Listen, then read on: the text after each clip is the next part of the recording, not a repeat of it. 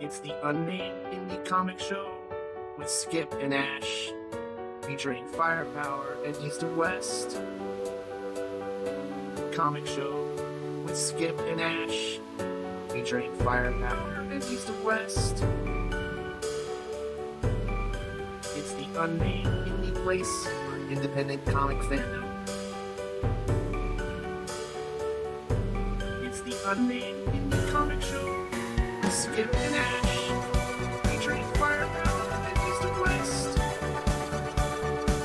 Comic Show with Skip and Ash, featuring firepower and east and west. It's the Unnamed Indie place for independent comic fandom. It's the Unnamed Indie Comic Show with Skip and Ash, featuring firepower and east and west.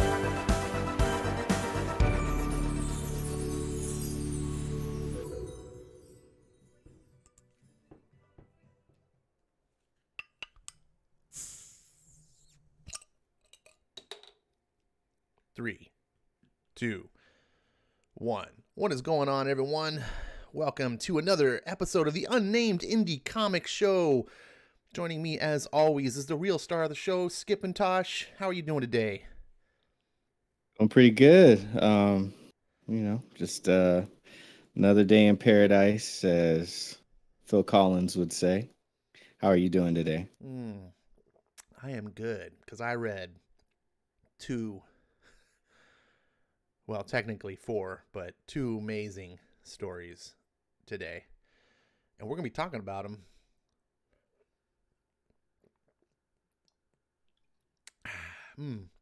Tonight's episode is brought to you by Corona Familiar.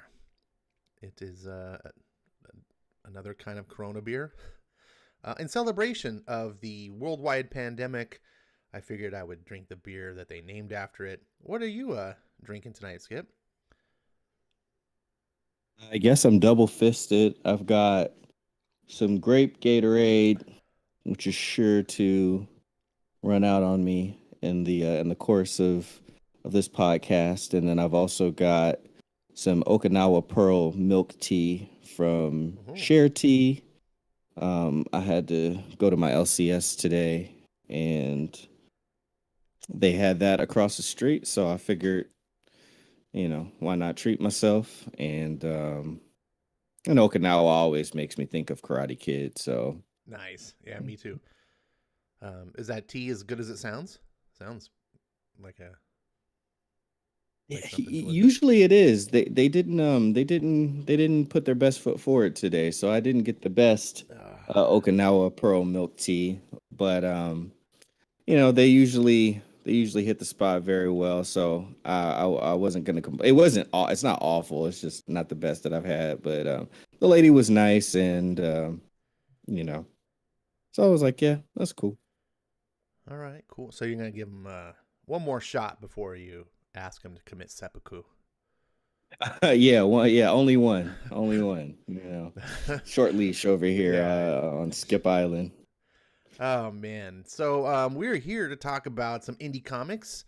If anyone has happened to be listening, and this is your first time tuning in to the podcast, the whole purpose about it is to basically celebrate indie comics. Now, we don't talk about a ton of indie comics because we're only two guys and we can only read so much. And furthermore, we're celebrating what we think is the best of the best, or just books that we're passionate about. This is by no means a suggestion that these are the only indie comics worth reading. There are quite a bit more out there. As a matter of fact, a further breakdown of these books are both books that Skip and I kind of equally love. But there are books that I'm huge on that Skip is, just mediocre on, and vice versa, that he's on. And so we're just kind of doing that whole Venn diagram of where we kind of cross over. And this is not a review show.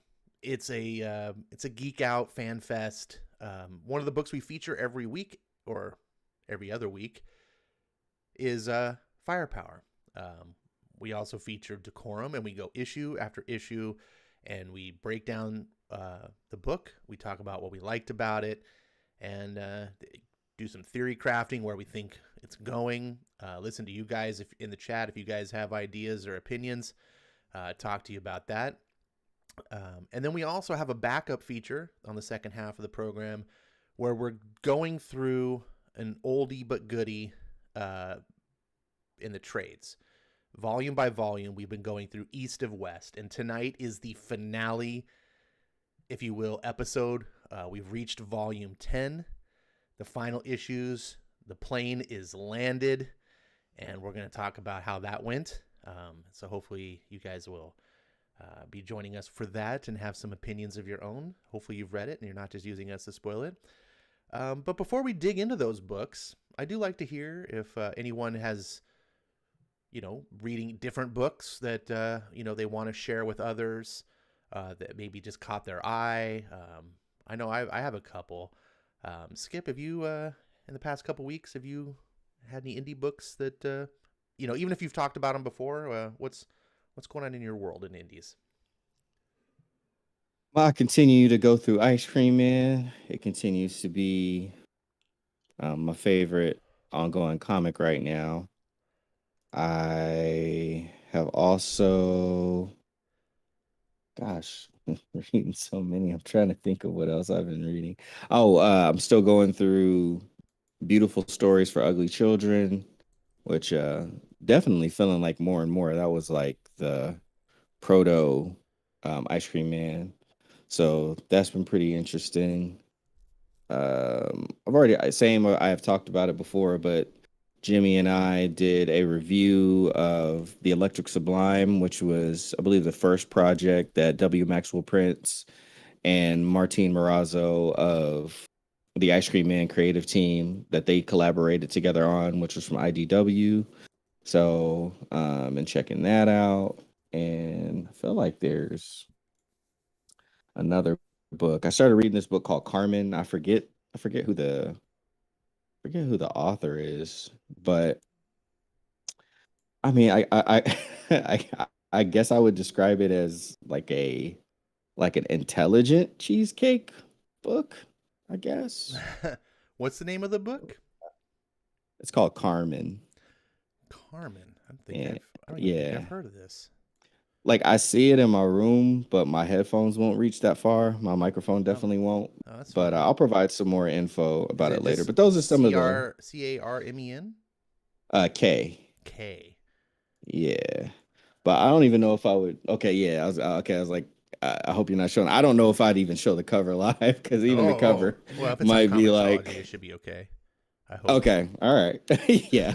Let's hope. Um, And Love and Rockets, I started reading. Like I didn't start from the beginning because it's like very expensive to get issue number one. But by the Hernandez brothers, I've been reading through Love and Rockets, and it's interesting. Obviously, it's a very much like a for anybody who's not familiar with it. I guess it's like a slice of life kind of book, but I don't know. Like it's pretty hardcore. Same thing. Like they show like serious situations, and there's like nudity and stuff in it, and like drug use and all sorts of stuff. But yeah, it's interesting as like just me caring about, I guess, the history of comics and especially the history of indie comics. It was one of the first like really big, like truly indie comics. So I'm trying to work my way through what I can get my hands on and then eventually work backwards as I make my attempt to hit the California lottery. But what about you?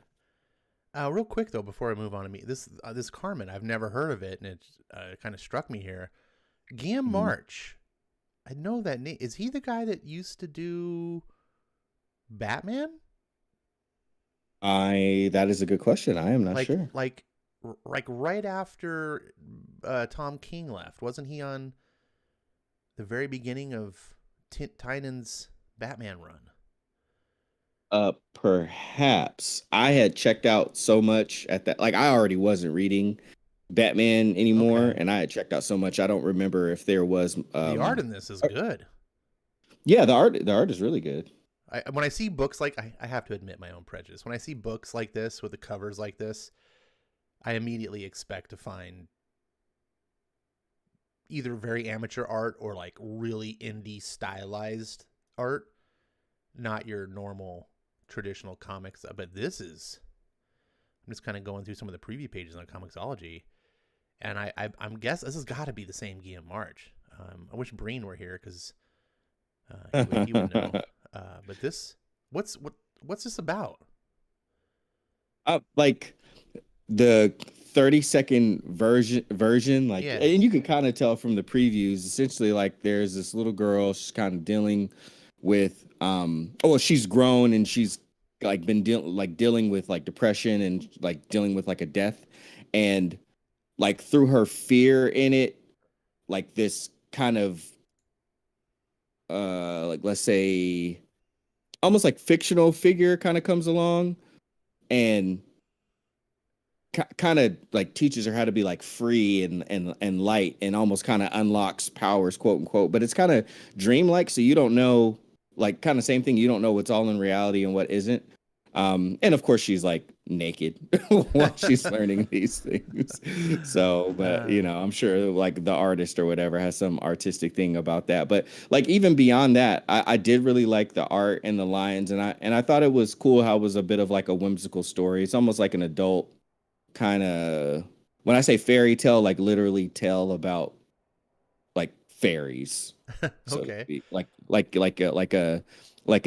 a death, like I don't know, like Day of the Dead, like fairy godmother, which I think right at the time it connected in my mind to do it because I had just finished reading issue number 10 of Ice Cream Man, and it very much had to deal with like Day of the Dead, and like the comic is almost all in Spanish, so I think there was just some crossover there. So I got into it, and I got the first 2 issues. I think the third one like just came out or is about to come out, so I'm gonna get that one too. All right. Well, this looks cool. I'll talk to you more maybe about it off air. I've read a book that caught my eye. I think I might do a video on it just because I want to draw some attention to this book. Is Yojimbot. Oh wow. It's, I'm a big sucker for feudal Japanese stuff, even if it's like futuristic. If it's samurai and stuff, I'm a sucker for it. And so I saw the name Yojimbot and I was like, a robot samurai?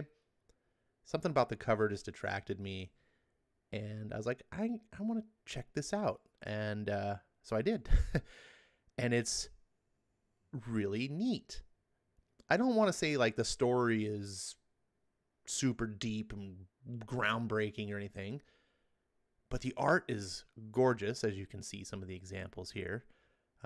The first half of the book doesn't even really have much dialogue, and you get introduced to this little robot here, and he's like a samurai robot. And I guess like the 30-second overview is, it's futuristic story. This is a theme park. You come to find out it's a theme park, and these robots, they duel and stuff, and it's kind of like where you can go and visit feudal Japan, in some far future, I guess. And some nefarious things happen between some people, and this robot sort of like has this programming that he needs to protect because he's a Yojimbo bodyguard, which is what Yojimbo means. And he gets kind of involved, which then he can't get involved because he's programmed, he can't hurt humans. But it's kind of an interesting story where he's kind of like fighting his programming. There's this little girl that he ends up having to protect, and it's just, the art kind of caught me, the environment, the imagination of being in this future world, and all being like this animatronic from a like basically a Disney park type thing. It's interesting, and it's a European book. Nice. I believe it's Europe Comics makes it, and it's $5.99, but it's 56 pages, so you're getting a big thing here. If anything that I said sounds interesting, I would check this out. And like I said, it's the art really does it for me. This is a book that I think is worth owning. You'll like having it in your collection if you enjoy the story, because you'll love flipping through it and just gazing at the art and stuff like that. So that was one of the things that I discovered this week. Oh, that's cool. what else was it? Also, I got to read the first issue of Stray Dogs, and I know that's a book that you have, and I found this very interesting. I don't know what to think Tell about me it yet. more. Okay. I don't know what to think about it yet because I only read the first issue, but it's very interesting. So I thought it'd be at least worth talking about because I think this is going to be a book that's going to interest a certain person for sure. And, Brian Michael Bendis actually has a pretty good quote that I think describes the book. He says, "My favorite thing about comics is when someone shows you something you didn't know you needed. The Secret Life of Pets meets 7. Yes, please. Welcome to Stray Dogs. I was blown away." Now, I wasn't blown away. That's probably a little hyperbolic for Bendis, but, it's a quote on the book. But I think that does kind of describe it. If you look at the art in this book, it's very, like, almost Richard Donner style, like All Dogs Go to Heaven. And it's done that way on purpose. But it's not a Disney-ish story. It's like, hey, look, it's All Dogs Go to Heaven meets serial killers. You're like, what the hell?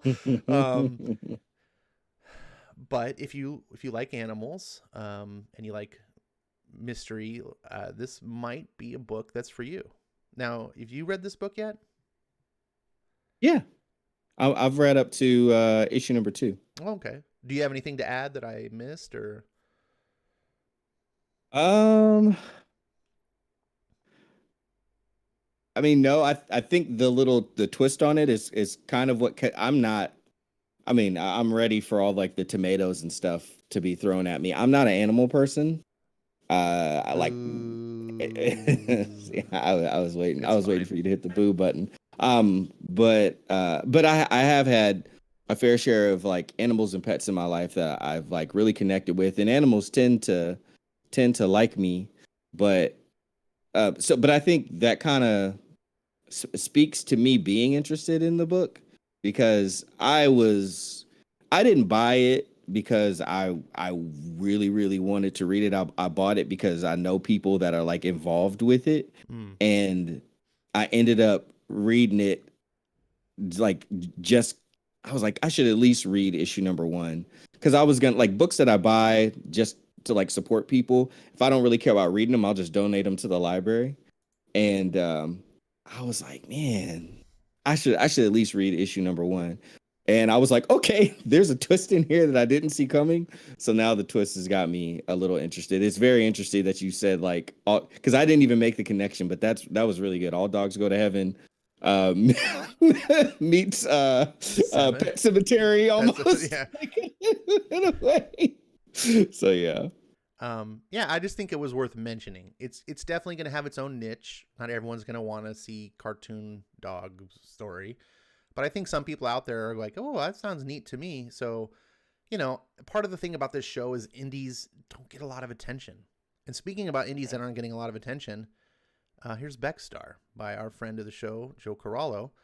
Now, I had a problem with my copy. I got my copy Wednesday. I was holding it in my hand, and then I noticed it was damaged. So I was like, guys, like, what the heck? And so they're ordering a new copy from Diamond for me, but I don't have my physical copy. And I told Joe, I was like, man, Joe, I was like, your boys at Mad Cave Studios ain't, because this is a printer damage. It wasn't a Diamond damage. And I was like, your boys at Mad Cave Studios aren't helping you out there. But I'm looking forward to getting my copy, but he was kind enough to give a PDF to me in the meantime so I could read it, and I did. I'm going to talk to Joe about doing a video on it because I've never done a review video about a book when I'm tied to the creator, and I feel a little bit weird. Like I said, because normally I'm, me, I can be somewhat really salty about things. I don't want to, so I want to talk about that, but I will tell you guys on the air, I did genuinely enjoy the book. And so it's not a perfect book. There are definitely some critiques that I have about it. And the number one I think most people are going to possibly take issue with is the art style. It's not going to be for everybody. It grew on me as I was reading the book, and I did genuinely enjoy this book. The quick down and dirty is basically a Han Solo / Firefly type of book. If you like Han Solo and or Firefly, the sci-fi series, this might be a book for you. The main character, Beckstar, reminded me very much of a female Han Solo. So there is some derivativeness, but I'm not a one that complain about derivative. I just want fun and entertaining. So, look, I'm the guy that loves Avatar, like without apology, So as long as you can, if you are going to copy, what's a quote that they always say? Good artists borrow, Copy, great great artists artists steal, or something like that. Yeah.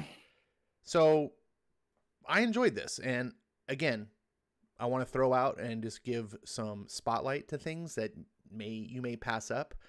Your store may not even order this. And like you with Stray Dogs, I know the creator, and I wanted to show some support and check it out. And I enjoyed what I got. So there you go. That's what's on my end. I guess we should get into firepower. Yeah, we can get into that. Into firepower. Where's the scene? There it is. Dun dun dun. Before we get into that, let's see the chats, because I know people have been saying some things. FF2 is he got the Many Deaths of Layla Starr by Rom V. And he says it's a high recommendation. Zach Richmond got. Oh, that's what else I read, and I totally forgot to talk about it, but that's fine. That book, people should check that out, and that's all I got to say. Continue with the comments. Oh, no Thanks, worries. FF for that. By the way, great recommendation. I never mind pausing to talk about books.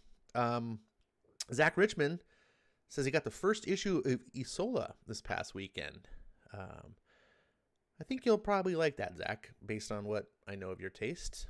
And that's a very pretty book. It's nice to flip through. I like the art style, and I like the imagination of the world. I love books that when I can like look at the art, not only is it quality art, but if you can take me into an imaginary world, that Isola does that, and that does things for me. We'll just say that. Let's see. LK enjoyed issue 1 of Common. And let's see. Tehillim says we should check out a series called Beasts of Burden. Now, I'm guessing you have never tried that, being that you hate animals. But that's been on my radar as wanting to check out for a while. I just never have for some reason. No, I have not. Let's see. Jimmy is doing a video about Beckstar tomorrow with Joe. So shout out to that. Nice. Dominic says Mad Cave Studios has high quality titles under its belt. Battle Cat is one of his favorite titles. He met the people at a convention and they have good rapport with customers. Well, it's Nice. funny about how these small little publishers have good rapport with customers because they can't afford to, they don't have big megacorps backing them up while their creators cuss out the fans. It's amazing what you have to do when you're a small business. We'll just say that. And Tehillim wants to know which Avatar. And I was talking about the Avatar movie, of course, the one that gets constantly ridiculed for being Dances with Wolves in Space, or Skip, tell me what it is. Avatar, the Last Airbender. Yeah. What you always tell me when I talk about Avatar. Oh, that you should watch the show instead of worrying about the movie. No, the movie Avatar, James Cameron, what you always call it. Oh, then I call it like Fern Gully for Fern adults Gully. or something like that. He always I'm like, he's like, oh, you mean Fern Gully? I'm like, geez. I like Fern Gully. I'm a Fern Gully fan. All right. RDV has joined us, and he's all caught up for Firepower, which I believe is a signal to get started. Now, if Skip, you do a great job. You're the best when it comes to giving recaps and describing what went in the story. Mm-hmm. But if I can indulge you just one time, if I could read the little blurb, what happened last time. You got it. Because I want a little piece of the fun. Go for it. I don't get to do it It's all all the yours. time. This is Firepower number 11, guys. And these are the creators, Robert Kirkman. You may know him from a little book called Walking Dead. He did this other book called Invincible. Chris Samney is the artist. Matt Wilson does some amazing coloring, and Russ Wooten, I guess, is a good letterer. I'm not an expert on lettering, so this is what happened previously. Owen is welcomed into the Scorched Earth clan's inner circle as they prepare for battle. He then says his goodbyes to his family before departing in an airship with Wei Lun, who reveals that Owen's parents were killed by Chao Feng. As their flying armada nears the Temple of the Flaming Fist, Chao Feng's forces unload, dealing Owen's airship a critical blow. Take it away, Skip. Very good. This one's going to be interesting because this was kind of like one big scene. So the stop-start whole thing is going to be a little different than most of the times around because we're at like such a big fight. But we do pick up from where we left off in the last issue is most of the times where the Scorched Earth clan is making their approach towards the Temple of the Flaming Fist, and they did catch fire, literally. And now the two main blimps that were carrying everybody's on the way down. So people are literally falling out of the blimp. And Owen tried to save someone, wasn't able to, and then started falling himself. And as he was going down with the ship, like a good captain, Master Wei Lun comes out of nowhere with some wings and snatches him and saves the day. As they're flying over trying to find a place to land, Master Wei Lun is just like, hey, throw fireballs at the catapults so that way they don't have a chance of hitting us too while they're in the air because they already took out the blimps. And right after Owen does, he lights them up, and as he's getting closer, Master Wei Lun kind of lets go, and he's able to kind of come in like a cannonball himself straight at some of his previous brothers and sisters within the temple, having a bit of a conversation with them as he's fighting them, like, hey, come to your senses, what's going on? I don't know, it's kind of hard to play Rodney King as you're kicking someone in the head, but I get where his heart is. After that happens, he makes his way to the ground, and he comes to terms with the fact that they're not listening. They're going to continue to fight him, and then some of the people that he had just met as part of the temple, the Scorched Earth clans, kind of inner circle. They're big bads, the best fighters in the clan. They show up, and it looks like they made it down okay. They start kicking butt along with Owen to kind of help him out with the ground forces, and then once we and I guess Master Wei Lun swoops back in, takes him back up into the air, right as Chao Feng shows up. And Chao Feng just starts slaughtering people, and he sees that Wei Lun is in the air, and that's he's taking the firepower away, so that way Chao Feng just can't get to him and take him out, and throws his axe in a boomerang style fashion and kind of just destroys the winged little craft that Wei Lun and Owen were in, and now they're falling down to the earth. I'll stop there and say, Ash, so far, how was this wild ride of a comic been for you up until this point? It's exactly that. It's a wild ride. This whole issue it's a little bit more difficult to break down as a single comic because this is sort of like a climax to a bigger story. And it's issue 11. This is feasibly, I'm believing, a 12-issue story arc that's been building and building and building. And this issue it's just one big fight.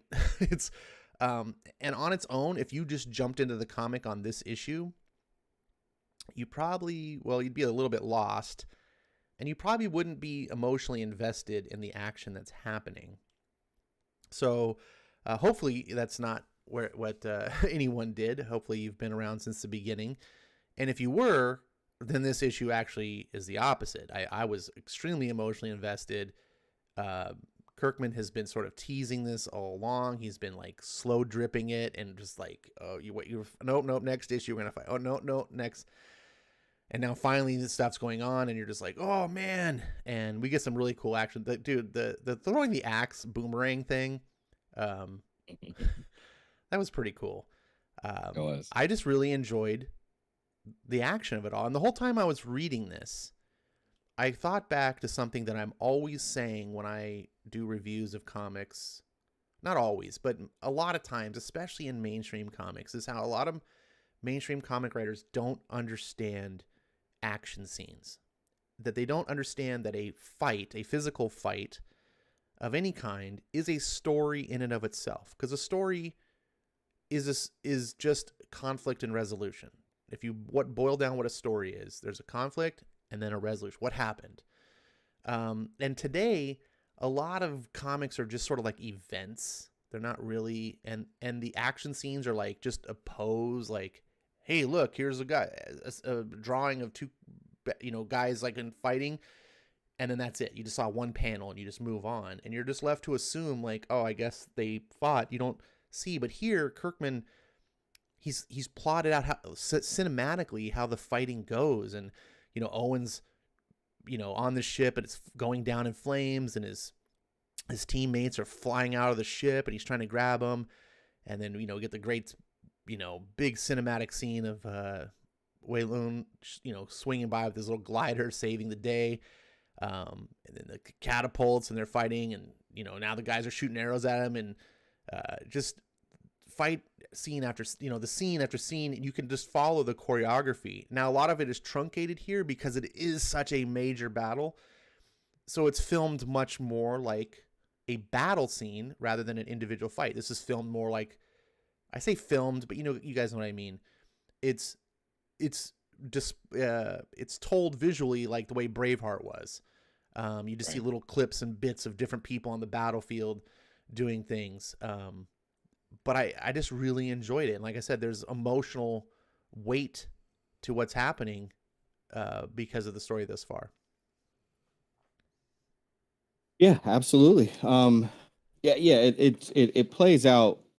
It plays out very well. I mean, Chris Samney, Kirkman, masters of the craft, and from that scene of them flying and Chow Fang throwing the axe boomerang style, catching it again, and Wei Lun and Owen going down.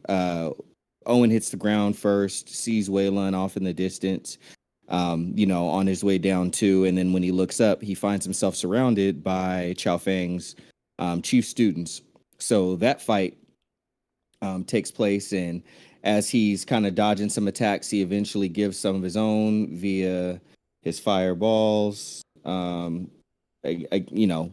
ducking, dodging, taking some hits, and just in the nick of time, here comes some of the students, the chief tacticians and fighters from Scorched Earth Clan. And along with that, one of the masked ones comes and says Owen's name, throws him a sword. Now, of course, nothing to really, be like, about, because everybody knows Owen. He was taken in front of everyone before they left and, praised in front of everyone, especially him being the one who possesses the firepower. But as he catches the sword, yells thanks. We cut to where Wei Lun had landed.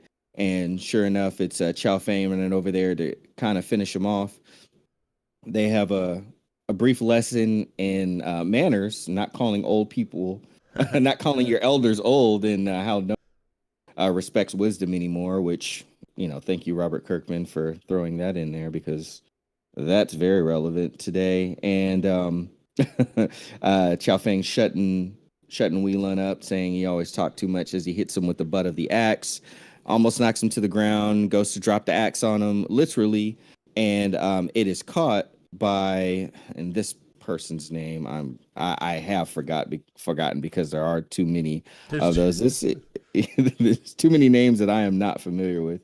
Not Chow Fang. I don't know. Let's just call him Ling Zon's dad, who was Owen's lover. Isn't it like Chun Zul or something? Thank you, Chun Zul. Yeah, let's just say that it is. So Chun Zul shows up, catches the axe right before it drops on Wei Lun's face, throws the axe away, says the fight is over. he's failed, that they've taken that the Scorched Earth clan has taken the temple, and the dragon will be released and destroyed. Chao Feng says, "We will see," throws a strike at Chenzul, and now he and Wei Lun are fighting Chao Feng. More fighting going off in the distance. We see that Owen is a little closer to the, or actually, excuse me. Okay, this one I'm really gonna struggle with. This is a guy that we hadn't seen in a while. This was Owen's rival. I cannot remember his name now either, but they fought. I need to write down a list of all the names. I really, I had them all written down. It's too. like I know who he is. You just know who he is, but I can't remember his name. Right, the name, right? But anyway, he goes to like one of the pillars that you can kind of train on, and he stands at the top of it, and he announces, he calls for everyone, and brothers and sisters, and then he gives a speech just talking about how there was a lot of deception that was going on. That when everybody was at the Temple of the Flaming Fist, they were taught that they were fighting for one thing when it really wasn't the truth. And now that he's also gone over with Master Wei Lun to the Scorched Earth clan, he knows what the truth is now, and he's asking them to join Wei Lun and Owen. And he says, basically search your hearts and ask yourselves the question, like, why would we who were the most committed, leave to go over to that other side? And everybody kind of looks around at each other and pretty much is like, all right, I think this guy is speaking some truth here. And we'll cut it right there. How did you feel like these things played out? I liked it. One of the things I'm noticing about this particular book that I think is cool is the multiple splash pages. That the when he's on the pillar, just a great overview to give you. It puts in your mind, these type of pages are really important because it helps you see the bigger scene, right? When you see the close-ups of people fighting, you go, okay, they're at a temple, they're fighting, but this helps fill my imagination of what the zoomed out picture looks like. So I really like seeing these. And I just really like this. Chris Samney nailed it here, and the coloring. I love how everything in the foreground is silhouetted. But going back, I liked the tension here on the page where Owen is surrounded by, I forget what they call themselves, like something to Venom or something, but they're basically the secret students, and the fight that goes on here, because it's like, oh, these are like the elite guys, right? They're not just your cannon fodder. I thought the same thing you did about the person throwing the sword saying Owen. I was like, wait a second, there's something. Of course, we're gonna get to that. More fighting between the two masters. All of this was, again, like, it's just fighting. It's hard to really talk about because it's just action, and everything that we've talked about in the previous episodes leading up to this is what supports these pages. So hopefully you guys have been there. So yeah, I really enjoyed this. The next page is another splash, and he gives a great speech. And I like that he talks about this temple was founded on lies, and now we know the truth. And he talks about, basically, he's like, you see your masters training secret students. Like, and he uses that. I think it's a very compelling argument. And that really helped me buy into it. I'm putting myself in the Flaming Fist shoes. Like, would I just like turn? But it's like, yeah, I mean, and then we get, we'll get to the next page in a second. Yeah. And on that note, they're all looking up like, damn it.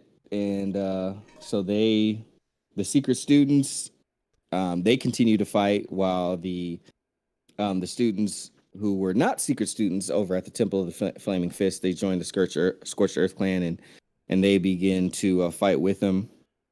One of the secret students cracks one of the ninjas from the Scorched Earth clan right in their visor, their I guess plastic or glass visor. They can no longer see, so they take that off. Their head covering off, and it is revealed that it is Ling Zan, Owen's thought to be dead love. And so he's just like kind of left there on the ground, kind of befuddled while everybody's fighting around him. He's just like on the ground on his knees, like trying to make sense of it all. And Chinzul and Wei Lun are cleaning Chao Feng's clock over there, and after like they deal a really big blow to him, which knocks him into the stone shrine of Master Shah, who was that master said to be saved within the stone, like a stone statue, and that he would come to protect the temple when the time, if a time should arise. And Chao Feng is just saying, rise, Master Shah. This is our darkest hour. We need you. And Wei Lun is like mouth agape, like, oh no. And Chao Feng, he's got a very confident look of revenge and satisfaction on his face. And that is where we end. So go ahead and take it away. This was a frustrating ending, but like in a good way. But yeah, this, you kind of saw this coming. I've seen some people talking online about the disappointment of this spoiler, or that, Ling Zan's not dead. We saw this coming a mile away, like, and just kind of pissing and moaning. But I'm like, this is issue 11. I don't think this is like the big thing, like, because a lot of people know Kirkman. That's kind of what he does. He likes to throw twists and turns in his books. And I think people are kind of assuming that this was meant to be some, oh my God, reveal. And I didn't see it that way. I kind of knew Ling Zan was going to come back, since we never actually saw her die. Like, her death wasn't satisfactory. When you have a major character that's just like told in the aftertext, like, oh yeah, she died. Like, that's not a death. Like, they need to go down in some way in the story, or I don't buy that they're dead. And so her coming back, and we already knew she was alive from previous issues anyway. So none of this, it's meant to be a big deal for Owen, and we see him on the battlefield, just like stupefied. And I kind of relate. Like, I think I would probably be like him too, just questioning everything around him now. Like, what the? And he has reason to, because his world has been kind of a roller coaster. He's in the Flaming Fist clan, thought the Scorched Earth were the traitors. Now he's in the Scorched Earth. He's like, doesn't know what to believe. Now he finds out Ling Zan is alive, and that's got to just throw him, like, that's a sucker punch right to the gut.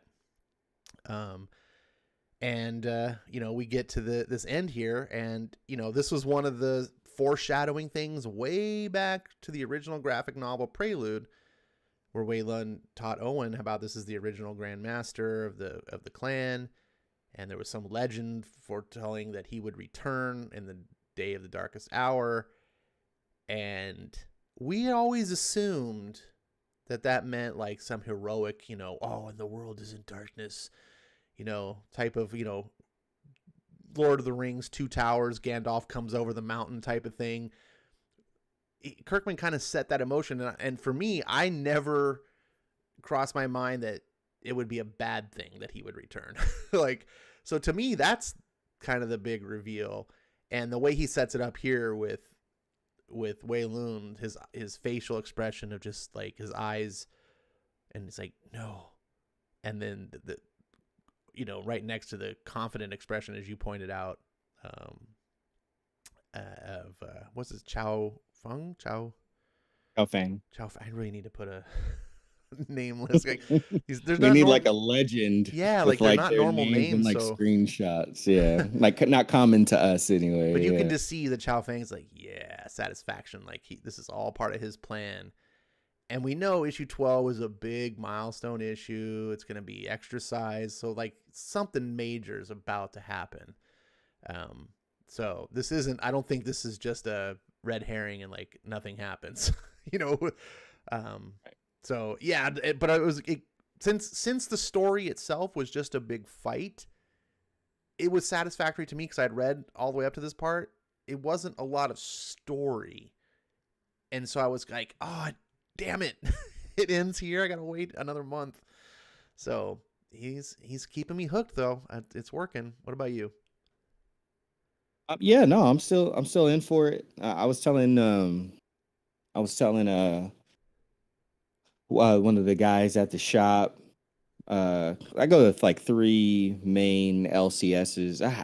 Well, yeah, and then like I kind of satellite shop at like around five total. There's like a chain called A1 Comics out here, and they do really well.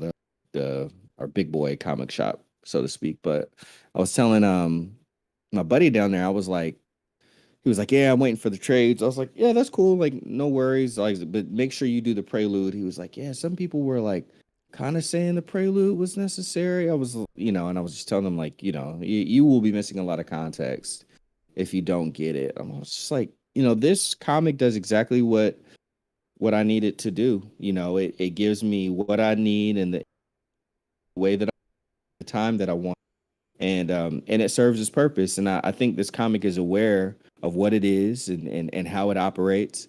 So I'm not expecting anything more out of it than what it provides, and I don't ever feel like it shorts me either. And I just think that's a testament again to not only Chris Samney but Robert Kirkman. Even the books that I don't like from him, I get the idea that he fully understands what he's doing, and the purpose that his books serve, and with his understanding of that, he delivers it, very, very well. He doesn't think his books are something that they're not. So if you know what they are, when you go into them, they're satisfying. And yeah, so I continue to enjoy this book.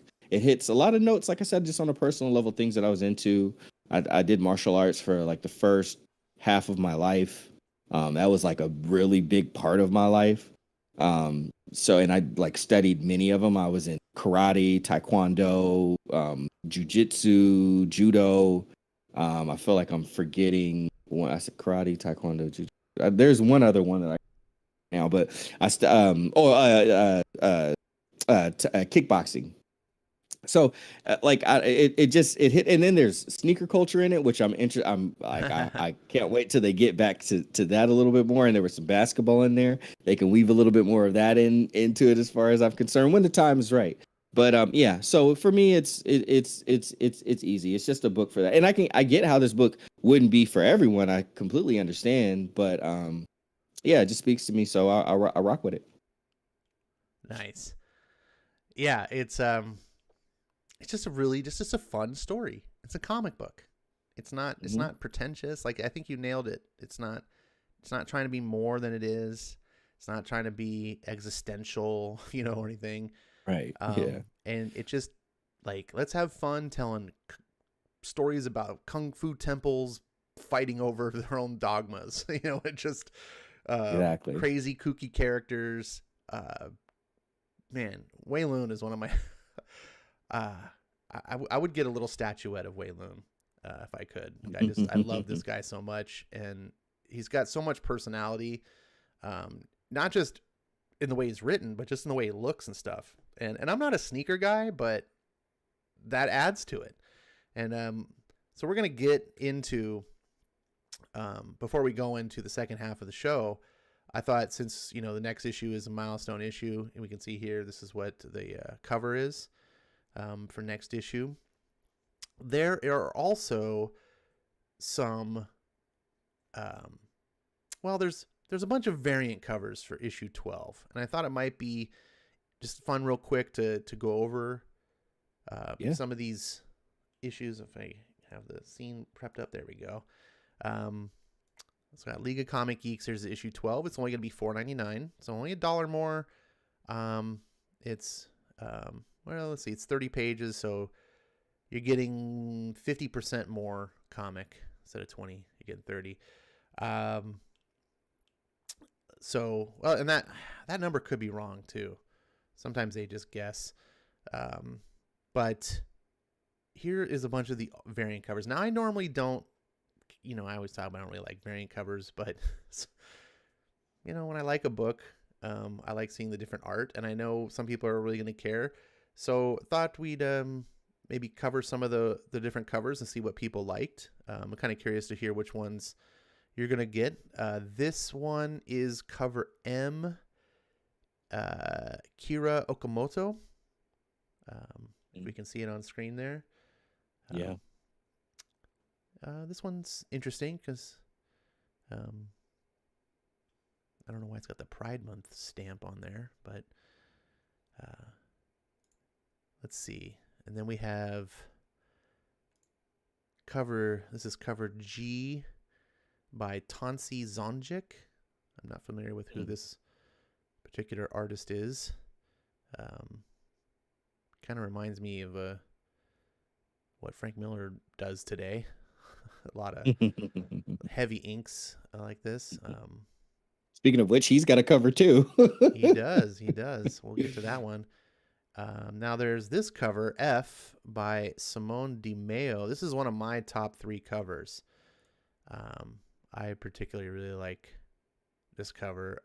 Part of it is because it is so different than what we normally see with Firepower, so I kind of like seeing a different artistic take on it. It looks very anime/manga.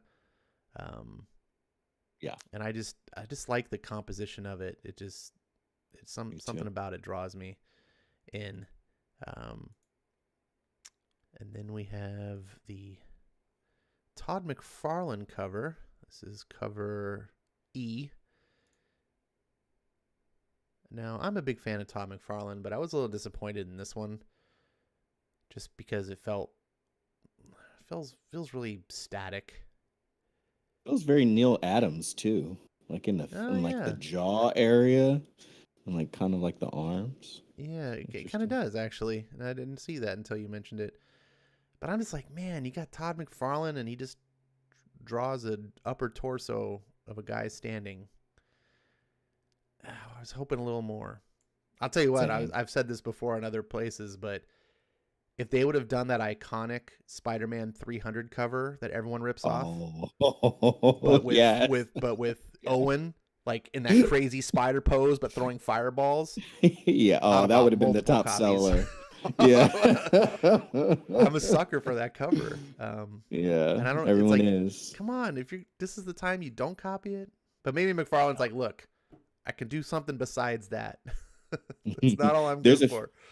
There's a few in my LCS, and I walk past them every time I go, and I'm always tempted to buy it, but I'm like, I won't buy it. But it is just such an iconic cover and pose. Yeah, he should have done that. Yeah, for example, on the Spawn 300, that was the variant cover that I got. Was that one? Oh, that makes sense. Because I just think it was cool seeing Spawn in that. Now here's the Frank Miller cover, and this is also one of my top 3. Very Ronin-esque. Very, yeah. This actually reminds me more so than Ronin. It reminds me of Sin City. Okay, yeah, I can see that. Because Sin City, Sin City did have its share of ninjas and stuff in it. I just really like the coloring and just the overall composition of it, and just kind of looks cool. So, plus I just have the nostalgia of Frank Miller. This is the Eric Larson cover, and Rob Liefeld. This is the. Okay, I hadn't seen that one yet. Is okay. it Rob Liefeld? Wait, did I mix him up? No, this is Eric Larson. Sorry. Okay, that's Eric Larson. Okay. Yeah, I was gonna say if it doesn't have feet in it, it's probably Liefeld. But no, but that says a lot that I couldn't tell because Eric Larson and Rob Liefeld wildly different. And it looks like neither one. This is not what I would expect from Eric Larson. I'm not sure what to think about it. I do like the old classic Marvel trade dress look to it, though. That looks neat. Looks like Larson trying to channel a little Kirby-esque. yeah. Here. Some crackle and some motion. The way the hands and the energy stuff looks very Kirby inspired. Kirby. And let's see. I'm not going to cover the black and white ones, but they have incentive variants for those of you that care about those, and they're just black and white versions of the colored This one is the Annie Wu cover I.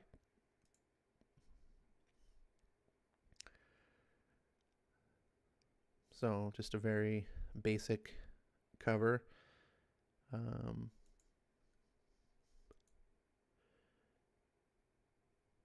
And then this is the Rob Liefeld. And it's funny, the three big image guys that founded the company based on their art, in my humble opinion, turned in some of the weakest covers. Yeah, definitely past their primes. I'm not a Rob Liefeld lover. I'm a fan of Rob Liefeld as a icon of the industry. I think he's really good for comics. And I'm a big supporter of fans of his work. Like, you like Rob Liefeld stuff, I'm not going to critique you at all. You love it. Because I do think that Rob Liefeld brings a certain energy. I can look at him and go, yeah, you can't draw feet, or you draw too many pouches, or whatever, your anatomy sucks.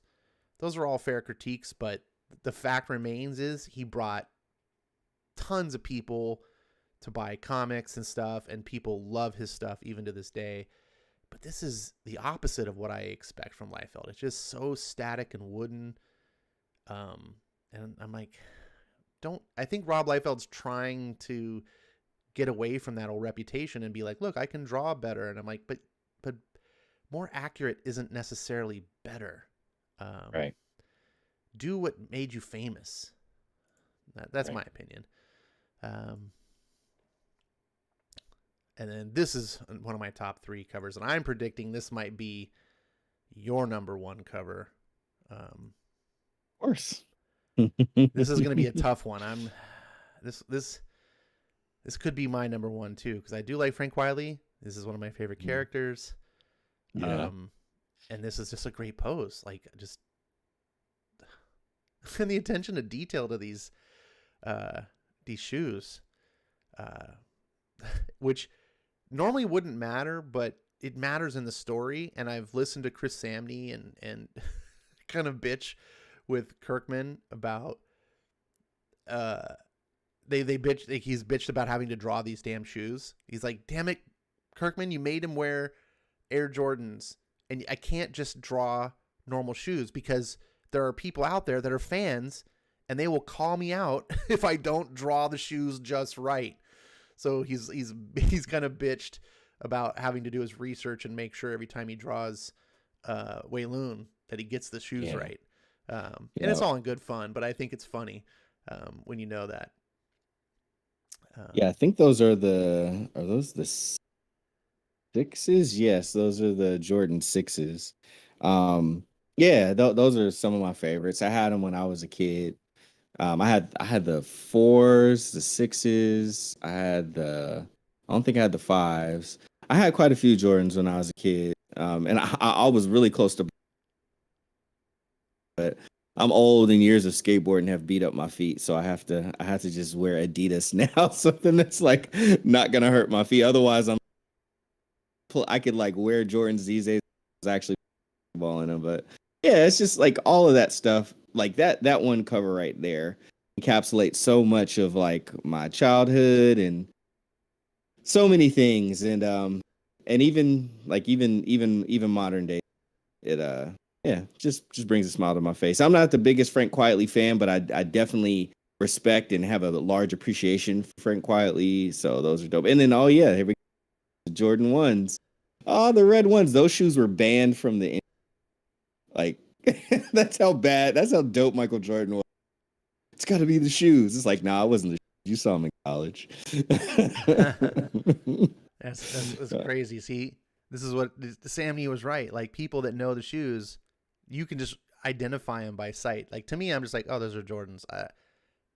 I can't tell one variation from the other. But yeah, the fans know the shoes, and so you better get them right. Yep. This is an interesting cover to me. I really like it. It has sort of like a urban street art feel to it. Yeah, it does. Kind of graffiti artist style. Yeah. Yeah. So I kind of like it from that aspect. It's kind of interesting. And let's see. We got 2 more. Then we got this one is by cover D by Tula Lotte. And this is Owen's wife. Just sitting there in her police garb. Is it Leslie or Kelly? Ooh, Kelly, I think. I think it's Kelly. Don't quote us on that. Yeah, Jimmy says your audio is cutting out. I do hear it, but it sounds like it's getting better. That might just be an internet thing. Okay. So there's that one. Interesting cover. And then lastly, we have cover K by Carrie Randolph. This one's a little different, a little kind of manga inspired. Carrie Randolph. That's not from. Is that Carrie Randolph from Excellent or Excellence?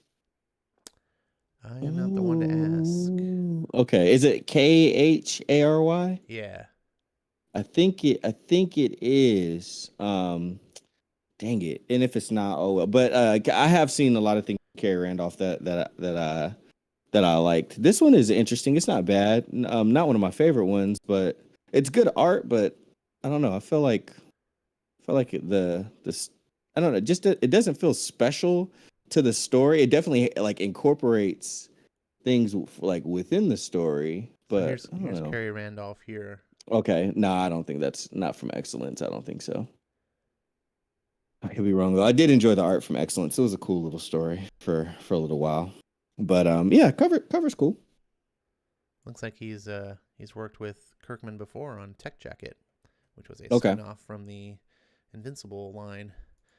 Nice. Well, that is oops, probably shouldn't. Let's go back here. So I am torn between the Frank Miller cover and the Frank Wiley cover. I might just end up getting two. Battle of the Franks. Yeah. But what do you think you're gonna get? Have you decided yet? I'm going to get the anime style one and the quietly one. And depending on what's in the comics budget, because I want the Frank Miller one. I like the Frank Miller one. I may get the Frank Miller one too. I feel like there was another one on there that I saw when I was looking at the bunch that I liked, but I can't. Either it was the anime style one, and I'm just tripping, or there's another one that I guess I'm just not seeing. But yeah, for sure the anime style one and Frank. Possibly, if I've got some money left over in the comics budget, I'll grab the Frank Miller one too. What about cover A? Cover A. It's like I want cover A because it's cover A. I got a thing Right. for cover A's, but like it's weird because in the back of this issue, the headdress is not covering it, and it looks like dragon scales. So yeah, so you noticed like that too. Yeah, so like I really want cover A, but honestly, shoot, man, I don't know. I'll grab the variant. Cover A is gonna take a backseat this time because that Frank Quietly cover is it for me. Yeah, for sure. It is. What about you? You grab the cover A? I'm the Frank Wiley is my favorite cover, but Frank Miller's my boy, and it's also like really good. It's my second favorite cover, so I'm like, I should probably just get both if I can put it in the budget. Like, I like the anime one for sure, but I can't be buying 3 covers, so Yeah. I might get 2, just because. But I gotta support my boy Frank. He's my boy. Right. You guys in the chat, I would love to hear what you guys are gonna get. Let's see what the comments have been here. Going back to the story, RDV had some comments, and he said, also, can we really trust the old man? Did you know did he know Ling Zan was alive, or did he suspect? Did Owen's parents really get murdered by the bad guy? Those are all really fair questions. What do you think, Skip? Did he know, to start off, did he know Ling Zan was alive, do you think? Based off of the fact that he is friends with Chinzul, or like whatever in the company of Chinzul, I think so. That would be if you did it, like that might be too much deception for even Wei Lun to be like, to stay on board with. And do you think that Owen's parents really got murdered by the bad guy? I don't think so. I feel like it just the time that Waylon said it felt too it was too convenient for him to kind of like pump Owen up before a big fight. So I think Waylon is in on the lines that Chinzul has been, or the deception that Chinzul has been kind of spinning. Because like I said, if Waylon's not in it, then it's easy. I'm out, and peace out on it all. So I think he's in it. I think Waylon is in it all the way, and everything that he's been feeding to Owen has just been a line. Man. That's tough, man. You don't know with Kirkman. It's possible. And I think that's one of the things I like about the book is it's not predictable. Some things you can look at and say, oh, Ling Zong was alive. You kind of saw that coming, and go, yeah, well, that's like the only thing you saw coming. When you think about it, there's so many other things. Like, I don't think the Master, this whole dragon scale thing here makes me think like the next issue, it's not the actual Master that's coming alive, but the dragon's going to make an appearance. But it's making you think based on what happened. Or maybe the old Master is the dragon. Who the heck knows? I don't know. But I know I'll be buying the next issue. In fact, I'm probably going to be buying multiple copies in the next issue because that's what happens when you make me a fan. And Kirkman has made me a fan. And he treats fans right. He's not out to milk fans of all their money. Like that bothers me in the industry. When I saw him do the final issue of Walking Dead as an 80-page issue for only $3.99, I was like, bravo.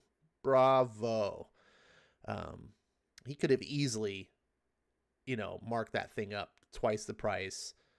And then had he solicited it as the final issue, he would have probably sold way more copies. He could have then had variant covers up the yin yang. Oh, the final issue of Walking. He didn't do any of that. He was like, sneak it out. There it is. And I appreciate that. Let's Absolutely. see. Zach Richmond says, side note, I really like how they do the Q&A forums at the back of the book, just like the old school Marvel. Me too. I got some great stories out of that. What about you, Skip? Do you read those?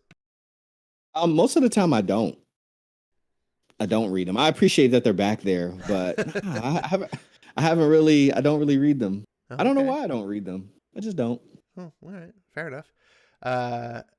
Yeah, I like that. I was talking to my buddy too the other day about letters pages. And I'm like, I love that they're in there. It just adds so much more value to the book. Because I take about 20 minutes to read the book. I know some people can read faster, but I really like to savor it. I put on a good soundtrack when I'm watching it. I pace myself as I'm reading it and let it play out cinematically. And I really enjoy it. And even then, 20 minutes of entertainment for $3.99 could be argued that you're not getting a lot of bang for your buck. But then I sit and read the letters page, and then I go through and I read the little discussion part between Samney and Kirkman, and that's funny. I like they have a conversation, and it's funny to me. I enjoy hearing them kind of banter at each other, and I get tons more value for my buck. So I'm glad that that's there. Let's see. LK is ordering the regular cover and the McFarlane cover. Right on. Thanks. RDV says all the variants look awful. Go with the original cover. What a hater. All of them look awful. Yikes. Let's see. And Zach says, we need more Mrs. Kelly in action. Give us more firearms and firepower. All right. I'm not opposed to it. Are you saying that we need more firepower? Like literal firepower? The firepower family. Let's see. Jimmy says, I'm going to get the cover that is on the graphic. Oh, Jimmy doesn't buy the floppies. He buys the trade. So, Right. Let's see. And then Tehillim says, what if Wei Lun killed Owen's parents? Ooh. Do you think that's a possibility? I do. Yeah, I think it is. Oh, I would be heartbroken. Yeah. I hope. Yeah, that would be pretty heartbreaking. That would be a twist, but I like Waylon so much. I don't want him. I'm okay with a twist where he was deceiving Owen, but maybe it's because it was like for Owen's own good, or like he had some purpose. But if he turns out to be like the villain, I'm gonna be really sad. Yeah. Well, what if he's not like the villain, but literally just the reason that Owen's family like dies? Like Chinzul is the real villain, and Waylon is just like made a mistake. Oh, okay, that would work. I would be okay with that because then the character could be redeemable. Mm-hmm. He might have done something really bad, but he didn't do it out of malice per se. He just did it because he messed up. I could handle that. That would be a tragic story, but if he's evil, I'm like, it's hard to be a fan. He's like my grandpa. Right. And RDV says, what if Owen's parents are alive? Oh, I never considered that. Is that possible? It is possible. It's a possibility. What if Owen's parents or one of them is the dragon? And that's why Waylon needs Owen to kill the dragon. Yeah. And then he's got to kill his own parents. And this is all, oh my God, my brain is going. I could see that. I could see that. Yeah. Or like maybe the mom wanted to leave and go back to go back to the Temple of the Flaming Fists, and it was like, no.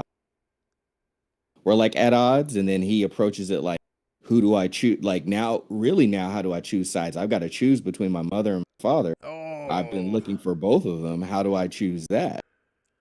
Yikes. There's so many directions this could go. Let's just make sure Ling Zan is not his mother. Can we all agree to not go that route? What if she's his sister? Be right out of Star Wars. Oh man. Oh, that's gonna have to get some Listerine for those lips. You just kissed your sister, man. They didn't really go very far, right? They never went past first like base. not in panel. Well, that's true. We don't. Thank God if that's the case, right? Yeah. Yeah. Let's just leave that there. We're going into realms that we don't need to be going. So pretty much. Let us now. Well, let's see. Guys, is Kirkman, Owen could be dead and his parents are the ones that are alive, says Jimmy.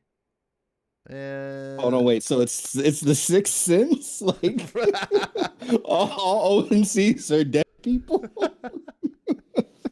I mean, that's a twist. Possibility. Let us get into the second part of the show here.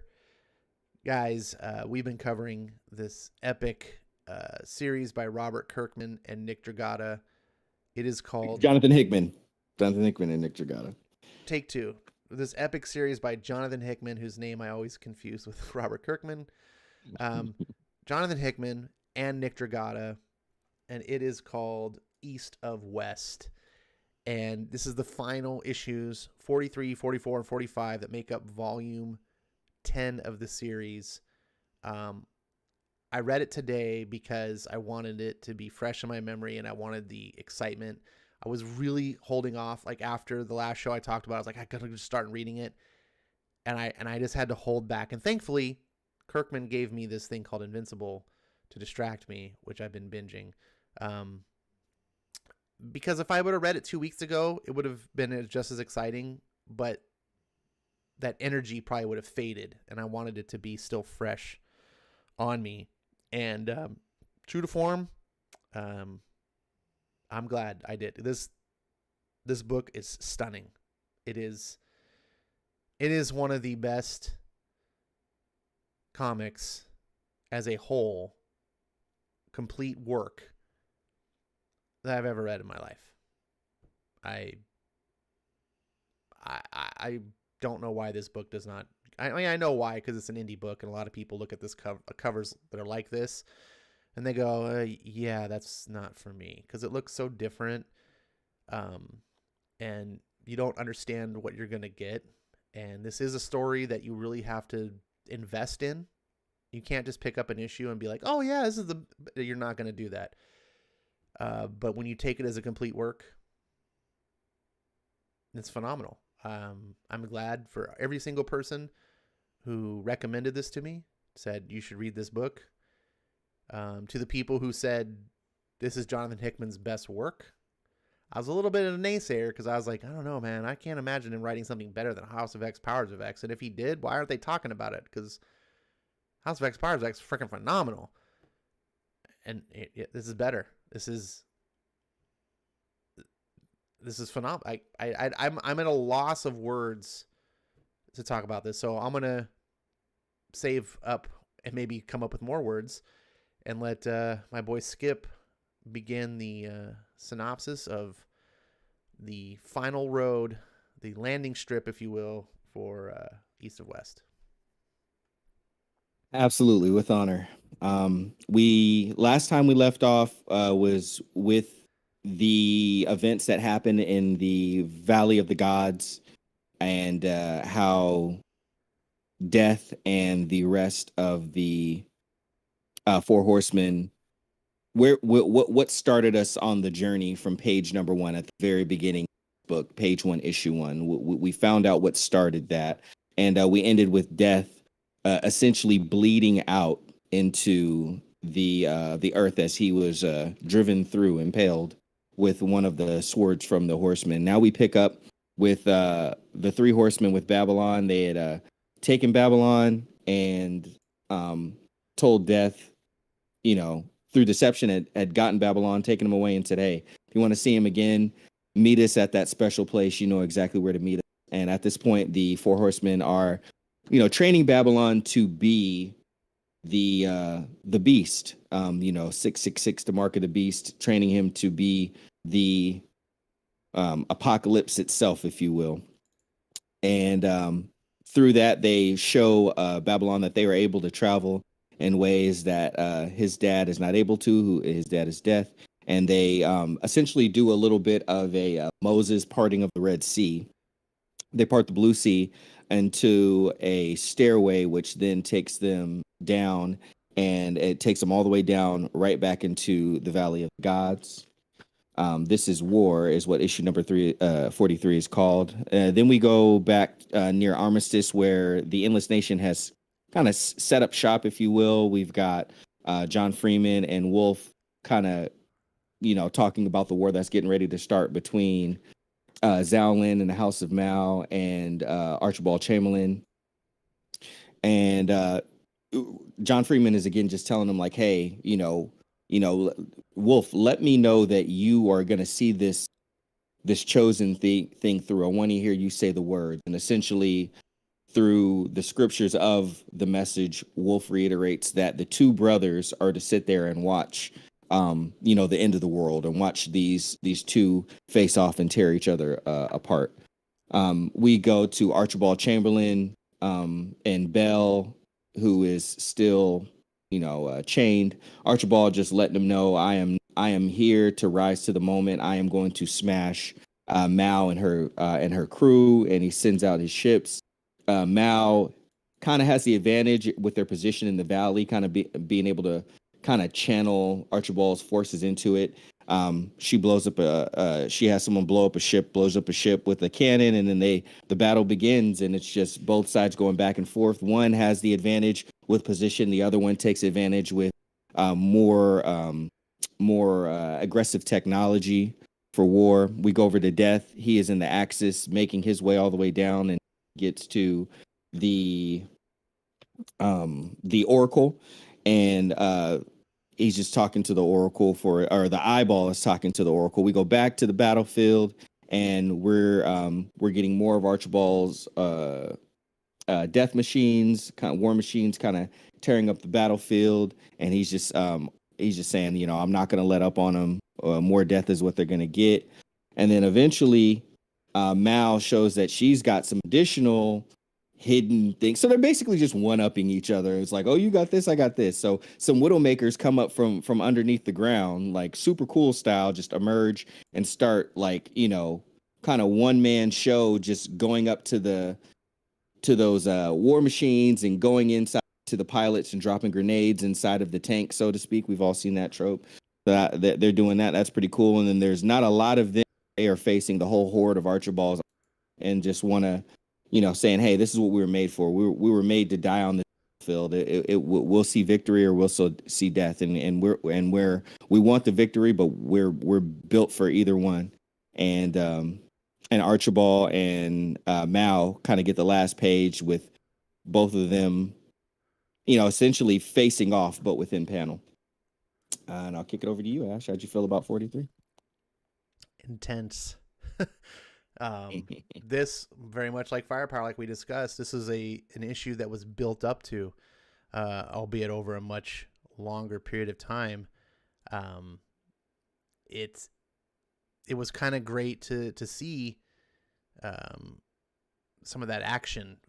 That this book has a lot of drama and dialogue and talking, but it's all important. It's never boring. It doesn't feel like it's wasted. Every word balloon in this series, it reeks with just importance. I never feel like there's just fluffy, like, oh, I'm being witty, I'm just filling up space. This series could have gone on for twice as many issues if Hickman wanted to. He could have stretched this out, but it feels condensed, and for that, as much as I'm sad to see it be over, I'm grateful, because every issue is just intense. This book alone, like I said, it could have been multiple issues. This battle is fantastic. And I love, how it kicks off. I don't know why they're fighting in this valley. It seems like a weird place to fight, but they are. And I like, it's kind of stereotypical. It's kind of a trope thing. Surprise, like the master strategist, they've got a plan. Just when you think Mao's got the upper hand, she's destroying the tank, she sends in her troops. Archibald is ready. He's got these giant, Jaegers, from Pacific Rim, just death machines, and he's just annihilating the army. We get a little bit of an interlude with Death, talking back to the Oracle, and this was a big deal because we didn't know why he was doing this in the beginning. We kind of did, but we didn't know the scope of it. So it was important for it to come back and what it's going to mean for Death, and then who the Oracle is. And sometimes, the interludes from the action help keep the action from just getting sensory overload. I love Nick Dragata's art here, especially this frame here. Whoops. Go back. Nope, back. No, I said back. Oh, you piece of crap, Comixology. Okay. Ash cannot work a machine. But you guys can see the left panel here. Just very imposing. I love the designs of the stuff that he has. You can see in this panel, they're just burning the battlefield. And you think, like, damn, it's over. Every time you think that, like, oh, Archibald, he got the upper hand or whatever, and this army's crying out, victory.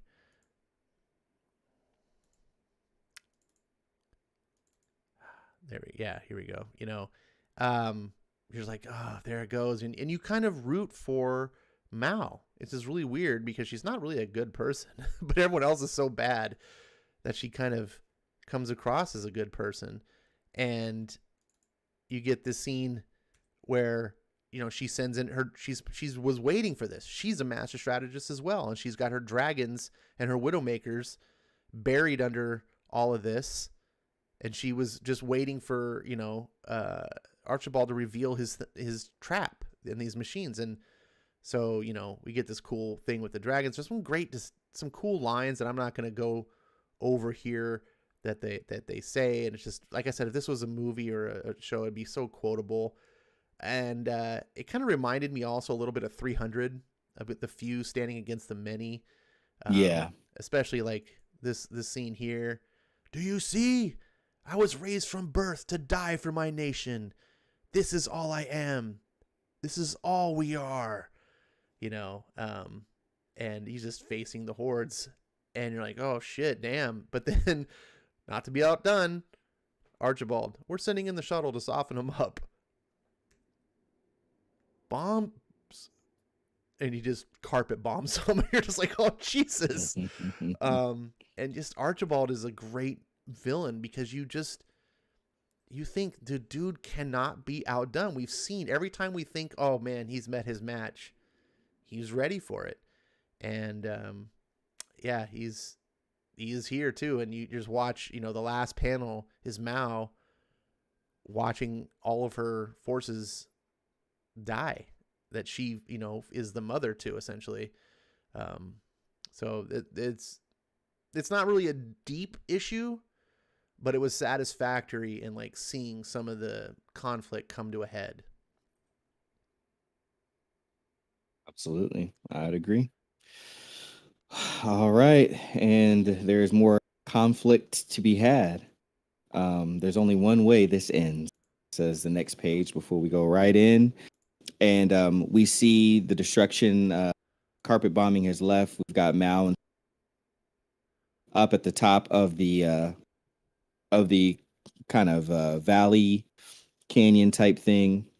They're assessing damage, and Archibald's like, no, the job's not done yet. They're not all dead. I want them dead. And her Widowmakers, they begin to rise. Some of them begin to rise from the ashes. I believe their the outfits or their armor that they had on was like super high grade armor, but there's not many of them. So, but they're ready. The few versus the many. They charge the horde and are giving blows and taking them. And since their numbers are few, they really start to go down. And Mao, it's tough for her to look upon these people. So many of them came from different places, dispelled, and were fighting to be a part of the PRA. Fighting for what would be their new homes. Many have been there all their lives and fighting for what was always their homes. So her one of her subordinates pops open the gift that her husband had given her, and she jumps out there and she leaps into battle. Let's see. One of us lives, one of us dies. Issue 44. Issue 44. So she, the general is telling her, hey, she's gone out there, just do anything, and Archibald's just like, nope. I call this entertainment. This is a curtain call. We're gonna sit back and watch as she just goes out there, and I'm talking like full on berserker mode. Like she just starts taking off heads, limbs, like just letting blood spill. I mean, she is the bride of death, no doubt about it. And we see right there in that panel, she is standing on a mountain of bodies and just straight up, as she's surrounded by people with weapons, and she's just like, who wants to die next? And I mean, this is after she's lost an arm, so she's only got one blade that she could even hold. And Archibald's like, nah, we're gonna he's seeing the advantage that they have, and he's like, nah, we're gonna pluck this bird slow. We cut over to the three horsemen with Babylon, and they continue his training now in the Valley of the Gods, still trying to teach him about leverage, advantage, and not being overly aggressive. Being overly aggressive can ultimately lead to a weakness, and we need you to be the beast. And they're just talking, all the rest of them, and it kind of leads back to some of the past between Death and the rest of the horsemen. And he basically tells them like, hey, I know how you can, Dad, I've already run all the numbers. They ask how, and he's like, hey, say you're sorry, give me back, and that'll be how you win. And it would be unexpected, but they're basically like, yeah, no, that's not going to happen. And Babylon basically telling him, he's like, well, then you're fucked. And then we cut back over to his mom standing on a mountain of bodies. And, and then Wolf had asked John Freeman in the midst of that, like, hey, brother, do something.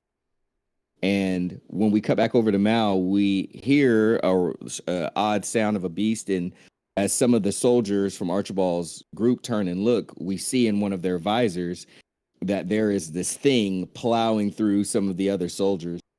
And sure enough, Wolf had sent John Freeman in on the beast that used to be under the control of Ezra O'Brien. And he goes in there, and it's just like thrashing soldiers.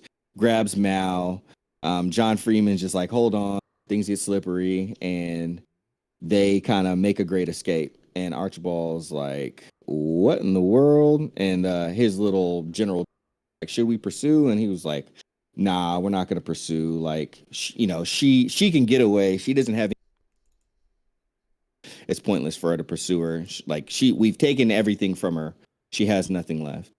And now we go back into the Axis, and we're getting a little bit of a flashback to the all of the horsemen visiting the Oracle back when she had her eyes, and when they took them from her. And now Death's back there. We jump back in the current time, and they're just talking. Death shoots off her chain, so she's free. But that's not all that Death owes her. So of course, she gobbles up one. She eats one of the eyeballs, the talking eyeball, and then she snatches Death's eyeball right out of his head, puts it back into her head, and she begins to transform from this ugly Oracle being into almost like this being of light, very beautiful, very pretty. And she is a light now because now Death is in the darkness because he has no eye, and she will guide him to his son. As Archibald, Chamberlain, and Bell are flying away to victory back to the Black Tower, Archibald's, talking his crap like he normally does and saying, hey, Bell, you should be happy for me and whatnot.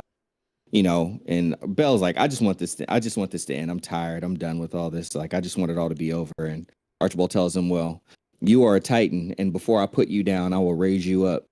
And Bell sees something off in the distance, and he's like, someone just fired at us. And Archibald's like, what? And we see they take a hit. They go down hard in their air.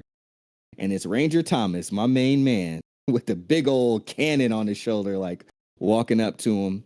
Some Archibald's men go outside to try to assess what's going on, make a safe way for them to trek back to the Black Tower. But Ranger Thomas just takes them all out, like all of Archibald's men. And pretty much here we are. Archibald sees who it is, and and he was like, what's your name? I can't remember. And Thomas says, I'm Justice, and I'm here to deliver that very thing. And Archibald says, so you say. So we'll see. And that is where we end off issue 44. So Ash, go for it. Oh man. It's just basically this is the continuation of 43. Everything that I said about that issue kind of applies here as well. You thought the battle kind of was over. There's more to it. We see Mao herself, coming into it, and you're like, oh shit, this is like for all the marbles. I think they even make a poker reference in the story about going all in. Archibald, of course, is just confident. Everything's going according to his plans. And he's not worried at all that Mao is going to, intervene. And this was this big splash page here showing her facing off against everyone. Just a pile of bodies. She's missing her arm. And just you're like, damn, she surely is the bride of death. It was interesting seeing Babylon deal with the horsemen. It's interesting seeing them treat him like a child, which he is, but they constantly seem to underestimate everything about him, which I think will be pertinent to the later part of the story. I really, really loved this scene here where he says, I know how you can beat them. And he says, oh yeah, like it's really quite easy. You just have to be his friend again. Apologize. Tell him you want to live. Give me back. And then he'll forgive you. I promise. And, man, that one thing that this story works on multiple levels. It works just as a straightforward plot in a science fiction action story. It works. But the themes that this book explores as well, if you care to invest in them or read into them, if you will, just really powerful. I take away so much of these, and I don't know if it's intentional from Hickman that he's putting them there or just me as the reader reading into things, but I kind of feel like they got to, because there's so many of them. And just here, the answer being the way to win is to forgive. The way to win is not to fight. And the theme is that people can't. When you embrace hate and violence, you can't let it go. It's almost like you would rather see your own destruction than give that up. And It's all consuming. Yeah. And I just, this panel here where he's like, well then, you're fucked. Just so straightforward, very, very few words, but such a powerful statement. And I'm like, oh damn. And then we cut back to Mao, and it's like, come on, just finish this. And, yeah. And before I actually go to that, there was a spot too that I wanted to have in my notes. On the previous, I liked how Archibald sat back and he's describing how this carnage. He makes a statement that this is all blood sport. It's all for our amusement. And this was another one of those themes that reached out to me and just pulled on my emotions, because I believe this to be a commentary on our reality. Right? In a world that we live in today, there are powerful people that are sending men and women all over the place to die, to be slaughtered, to slaughter other people, all for their blood sports, their amusements. And it's really kind of tragic. And we just are in a society where we allow this. And I'm not going to get all political in this cast, but I think hopefully you understand what I'm saying. I don't think Hickman was necessarily trying to preach anything here, but he was just reaching towards common themes of humanity and our society and the world that we live in. And the rich and the powerful, the corrupt, have no problem sending, the lower classes to go die at their bidding. And Archibald is just a fictional character, but he kind of embodies that. He's just like, it's just a blood sport. It's all here for our entertainment. Well, why do we care any other reason? And I thought that was very powerful. And this book is full of moments like that. And let's see. The other part of the book that I absolutely loved was this oracle scene, and very powerful. Again, speaking to human themes. It's a flashback. She says, "It's a curse knowing the future. Look at what it cost me. I was an oracle who offended the horsemen of the end of times. I spoke too much truth. I spoke of love and your defeat at the hands of it. And so you and your kind left me here to rot, blind, but not blind to what can be." He pulls a gun, click. And she's just like, you think I don't see you? God damn you. He's pissed. Because again, she's speaking the truth. And death, because of his own life lessons and things he's come to learn through love, has come to finally accept it, unlike his partners. But this spoke to me, the flashback portion, about our reality of our world, about how there are people that speak the truth and they suffer for it. And again, I'm not trying to make this podcast political and stuff, but there are people like Julian Assange and Edward Snowden whose lives are destroyed and ruined simply because they spoke truths. And people who are in power, evil, corrupt people, didn't like it. And the oracle, to me, and maybe not you, but to me, spoke to the themes like that. And is very powerful. And then, of course, the lawman is one of my favorite characters in the whole story. And I love the fact that he's ready to face Archibald down again. Last time they met, Archibald whipped the floor with him. It wasn't even a contest. And that was one of the things that revealed Archibald to be even way more dangerous than we had previously suspected. We thought he was just kind of a worm tongue guy, But no, he's an Emperor Palpatine guy. The Texas Ranger, he's not daunted.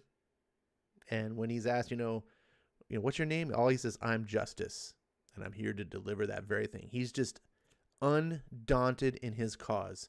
He is righteous in what he is doing to whatever end. He's not there out of hubris. He's not there out of narcissism or anything like that. He's just an embodiment of justice. And I feel like that's his role in the story. And I love seeing it, something that I identify and want to root for. And Archibald at this point has become one of the greatest villainous adversaries. And I say this a lot.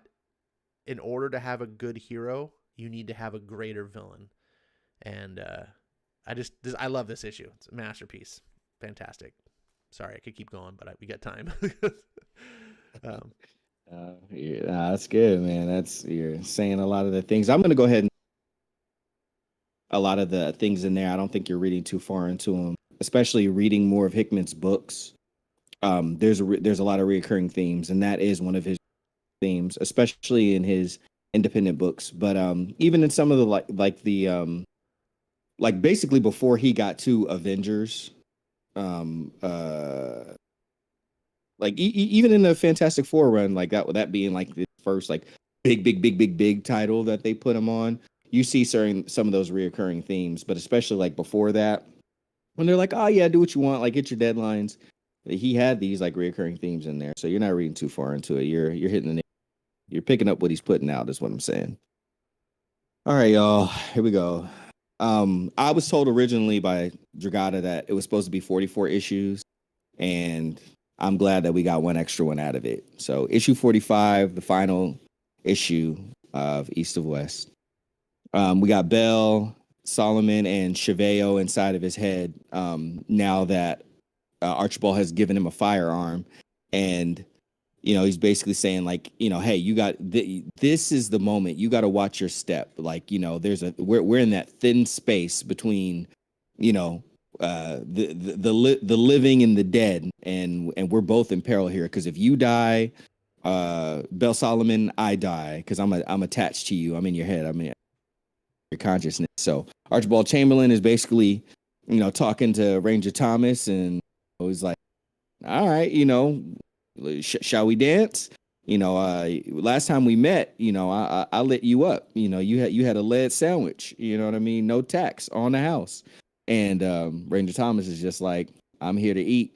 So whenever you're ready, draw. And we get a very nice photo of Ranger Thomas in the middle from behind, and we got Bell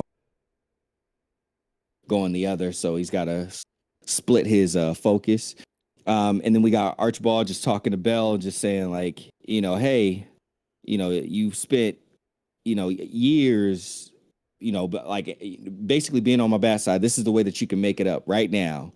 And Cheveo's in his head just saying like, hey, this man killed you once. You want to return the favor? Like kill him and eat his heart. And Bell's just looking crazy, and he's conflicted. He don't know what he's going to do. Ranger Thomas is like, let's get it on, y'all. Back and forth to each other, stammering and stuttering. I'm here for the action. And Cheveo just, is becoming one with Bell in the photo, and he's just like, shoot him, Bell, shoot him right between these goddamn eyes. And and Archibald's just like, make it up for me, like, come on, like take him out. And sure enough, Bell sticks out the gun towards Ranger Thomas, but then turns it immediately on Archibald, and Archibald's acting like he's all wounded and stuff like that. Bell pulls the trigger, gave him an empty gun, never checked the chamber. Big mistake. Big mistake. And Archibald just draws, again, acting all wounded. Oh, the ingratitude. I didn't know this is how you right. Happened actually. So he just lights Bell up. And as he's lighting Bell up, Cheveo's like, you fool, you got us both killed. And then Ranger Thomas and Archibald both dry at the same time. They both get the blam action simultaneously. Ranger Thomas takes one into the side, and we go over to Archibald, and he says, my God, I can't remember the last time this happened. I missed. And Ranger Thomas is like, I didn't, as he's holding his gut, and he hit Archibald right in the heart. Bam. He's dropping down, and he starts going into his little diatribe, you know what I mean? The indignant being struck down by a do-gooder. I just might die of the shame of it all before I bleed out. Thomas is like, I doubt that. Because he's, I'm about to put you out. He's like, you got any last words? I love this part. Archibald's like, yes. Tell everyone, you tell them that I was a man of consequence. You tell them that I was a bow. Just peeled his wig back, and he was just like, how about I tell them you're dead, and we're all better for it. And Ranger Thomas goes over to Bell Solomon, and the eyeball starts talking from Archibald's gun. He just, I guess, shoots it right in the eye. And he goes over to Bell, and he's like, you remember what I told you, Bell? You remember what I promised you? And he said, you gave me your word. You killed me last. And he said, that's right, old friend. I gave you my word. And he's just like, I was a great man, wasn't I? Yes, you were. I remember. Once great. And then Bell says, well, once great, and now what am I? And Ranger Thomas just says, chosen. And blam, puts him out of his misery. We die exactly like we lived. Issue 45, Apocalypse. It has always been this way, is what it says on the white graphics pages. And now we got the Oracle, and we got Death slowly trotting down the like a cavernous area, like a canyon kind of area into the Valley of the Gods. And they're just having some conversation back and forth. The Oracle kind of holding back, and Death is like, now's not the time to hold back. Say what you got to say. And she's just like, you know, there's nothing but death in that valley, and even death cannot escape it. And finally they get there. She leads the horse, and Death on the horse, the pale Death on his horse, right? More things that there was a pale rider. There was a horse, the pale rider, and his name was Death. Sure he was. And Pale Rider is the gun that he holds too. So yeah, they're down there, and finally Babylon sees his dad. He's like, Dad, and he runs over to him, and they have an embrace of Death's just making sure he's okay, and he said he's fine, that he was actually having fun, and you know, obviously checks on his dad. He sees that he's missing eyes. He just telling them like, hey, I told them how they can win, but they didn't want to do it. And then Death gives him that, you know, the speech about, you know, the anger that comes with it, and you know, they all have it. And then they learn to love the anger and everything with them. He said, now step aside. Your dad's got some work to do. And they talk a little bit back and forth, and it's action time. The horse kind of charges up, and right as, I forget which horseman this is, but right as it tries to take a whack at Death, that's Famine. Yeah. Famine tries to go at Death with the electricity whips. Boom, gets blown right out of his shoes by the horse. And then we got Conquest over there laughing and talking, and half of Famine is saying, I'm coming for you, Death. And Death is like, come on, pulls out his knife from right behind his back, slits him up, cuts him up, hacks his head off, decapitates him, holding him by his hair right there. And he's like, all right, let's go. Who's next? And it's funny what Babylon says. I'll leave that for you, though. And Conquest starts to transform into a big old monster with his big old axe. And he's like, let's handle this. And he tries to stab down on Death, but Death pulls out the pistol, lets about 5 go real quick. It severs the arm that is holding the big knife. Death falls into the ground. Death grabs it and starts carving up Conquest with it. And then here comes War, and War is like, I always loved watching you work, but you've never really appreciated my work. Throws the hat at Death, cuts off Death's arm that had the big blade in it, pulls out her own pistols, tags Death right in his chest. Babylon runs over to him, trying to assess. And now War is turning into this big old crazy monstrous creature. And Death's just like, get out of the way, son. Balloon, you know what to do. Take Babylon away. So Babylon starts getting lifted up.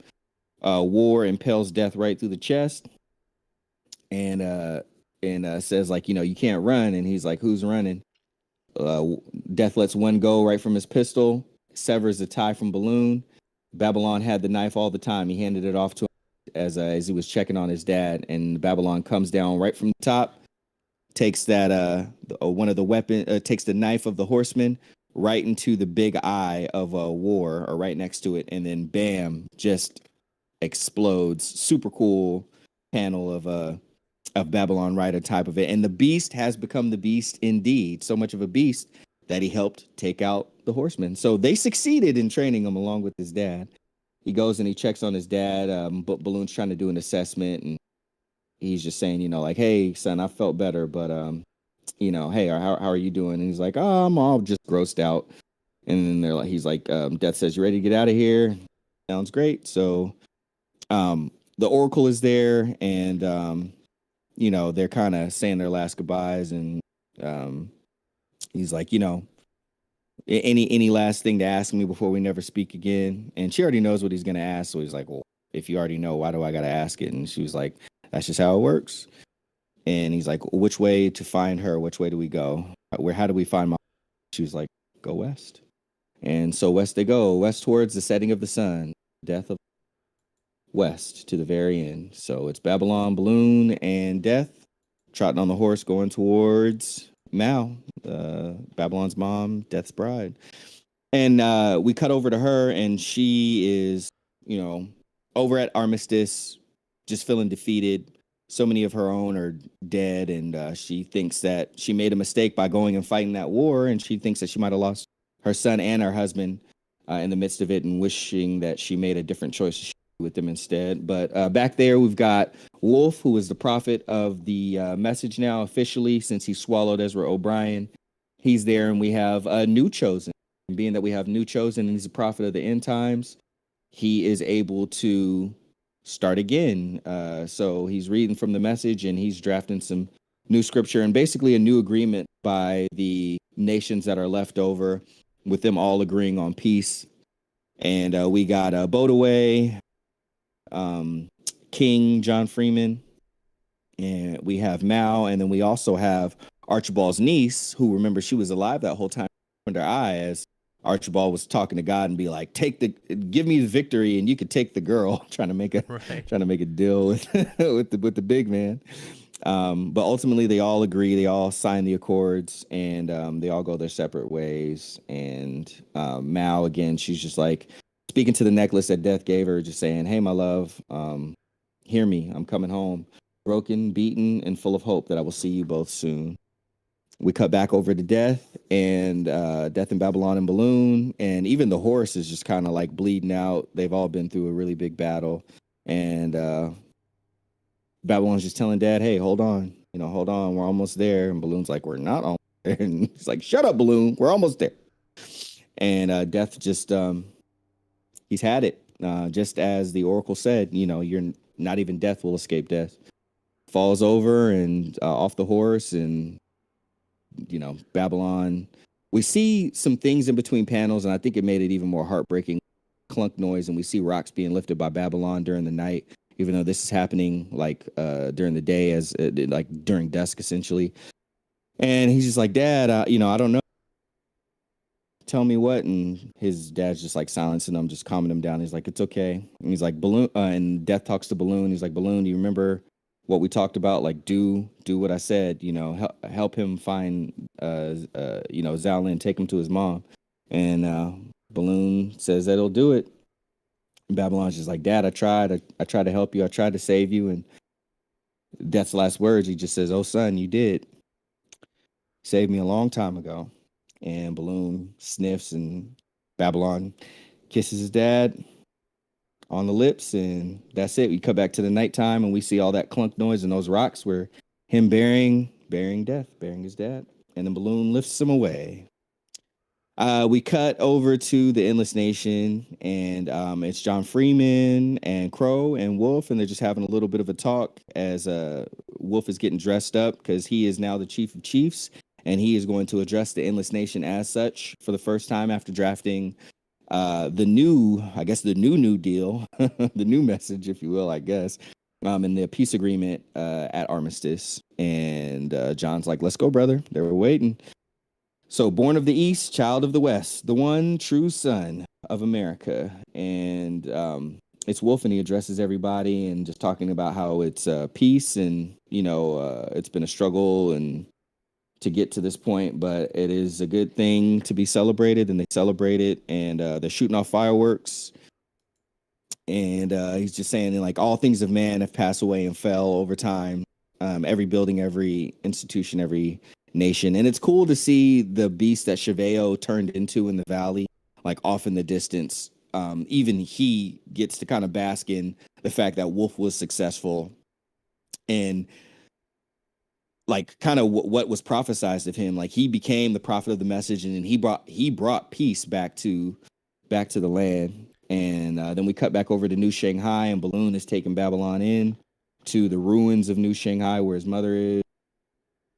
He drops him down, and he is fulfilling the last part of the agreement that he had with Death, and just telling Babylon, like, hey, I haven't been showing you the truth, the way things are. And Babylon's trying to like be like, oh yeah, I know we were under simulations. He's like, you have to take your helmet off. I couldn't tell you the truth because I was programmed by the Chosen, but you got to take the helmet off. Everything that you saw was a lie. And as this beast witch-like thing is approaching Babylon that looks super scary, finally when he takes the helmet off, and Babylon's think like, we got to run, and he's like, no, just take the helmet off. And then he sees that beast that was approaching him was actually his mother.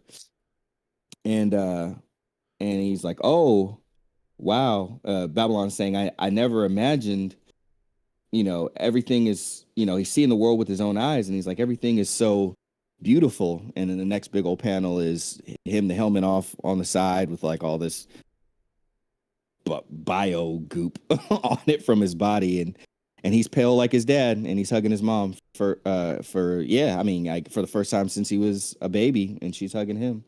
And lastly, we see some progress happening. New Shanghai is being built back up, and Balloon is there with them, and his mom is just telling him like, hey, things can be rebuilt. It's cool to see Balloon with a body too. That was kind of interesting.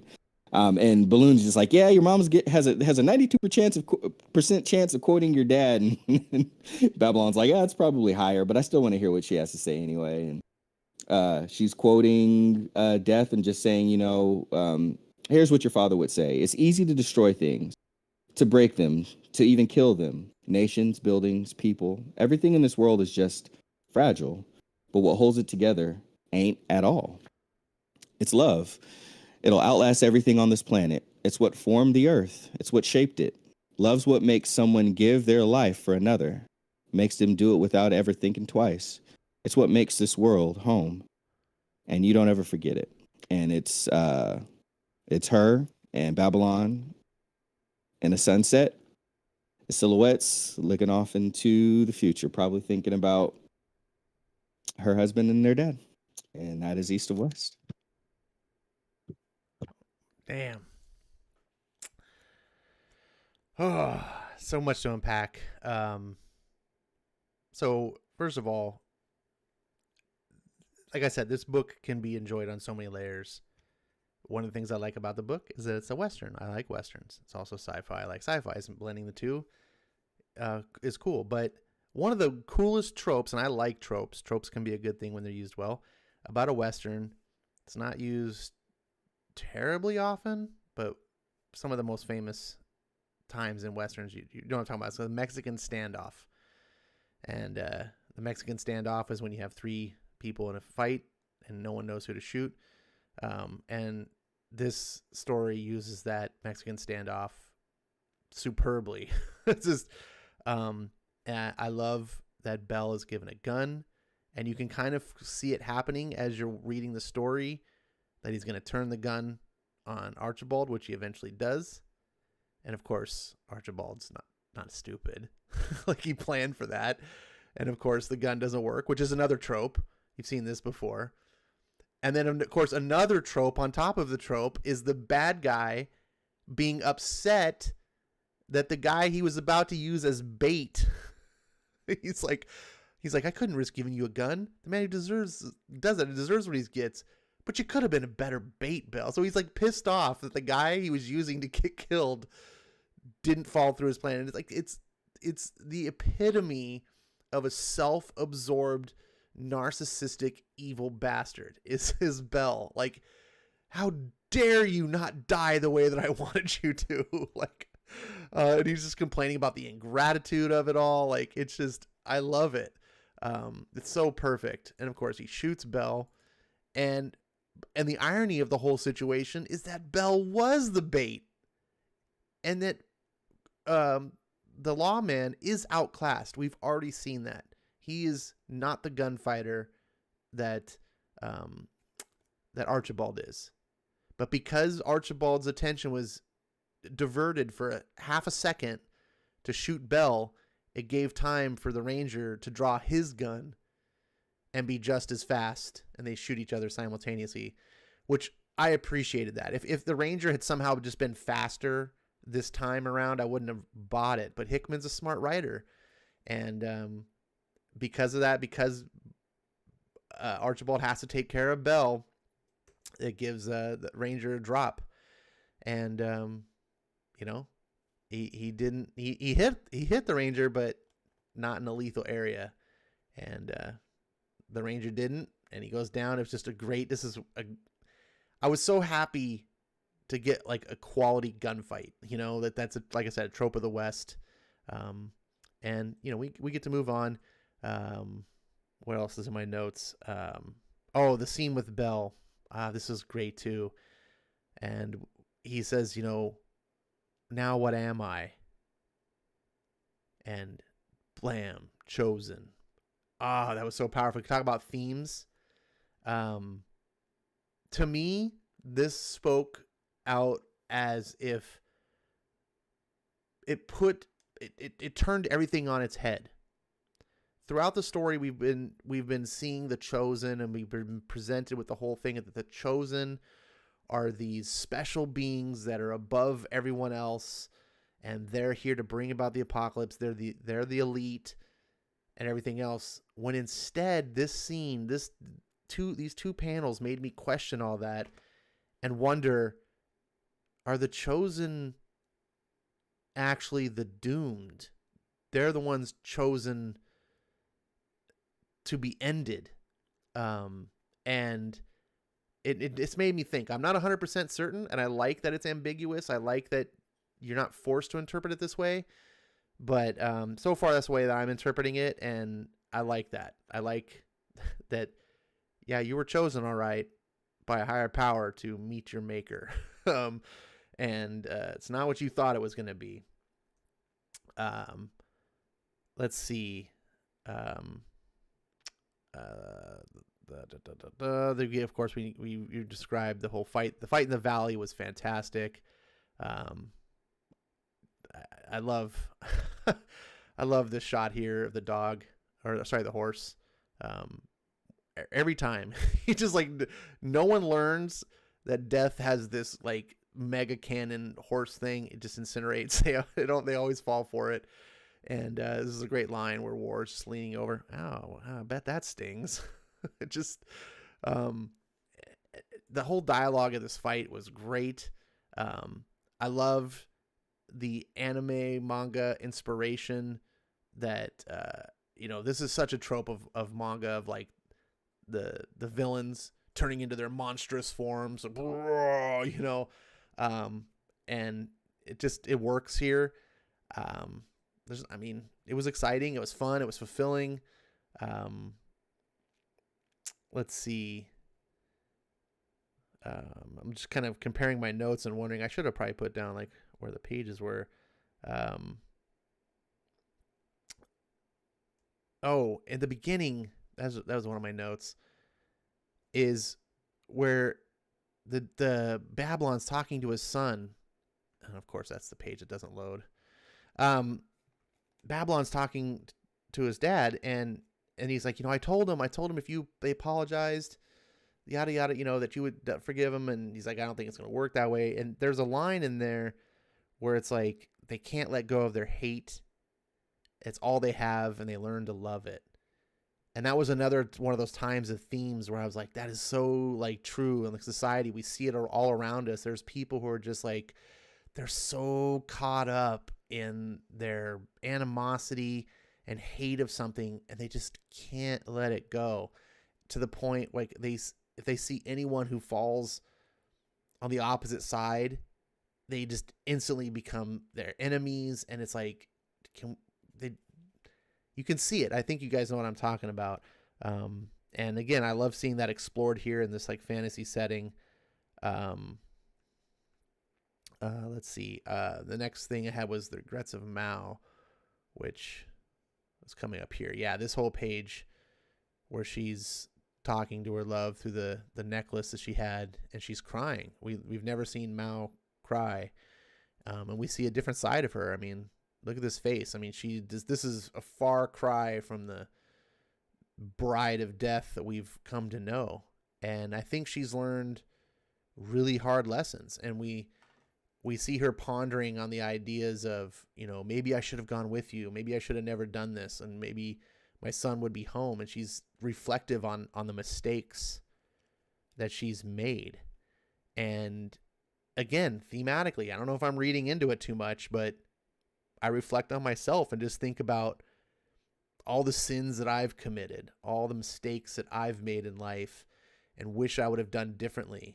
And it's one of those things that, sometimes life is just one big hard lesson. And no matter who you are, you don't have the right answers, which makes this ending that's about to come up so poignant to me. And it was touching to see her heartbreak, because like I said, I could identify with it. The scene of the whole like rest of the Chosen kind of signing the new, nations into being and all this stuff was kind of interesting. I'm not really sure how to interpret it. It feels like it's just maybe is trying to say that life is just a big circle. Everything that was once before happens again, which is what I think occurs. What occurs with the fireworks scene. They talk about how, 1,000, was it this scene? There's a part where they talk about like it lasts for 1,000 years, and then things kind of go to shit again. I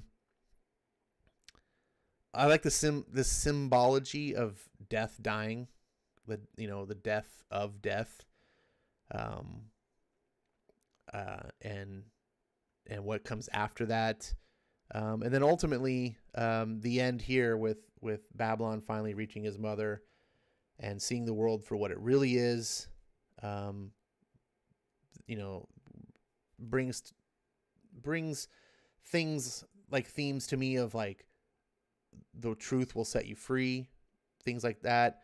Because he's been deceived his whole life. He's never known. And I feel like so many of us in this world are all deceived.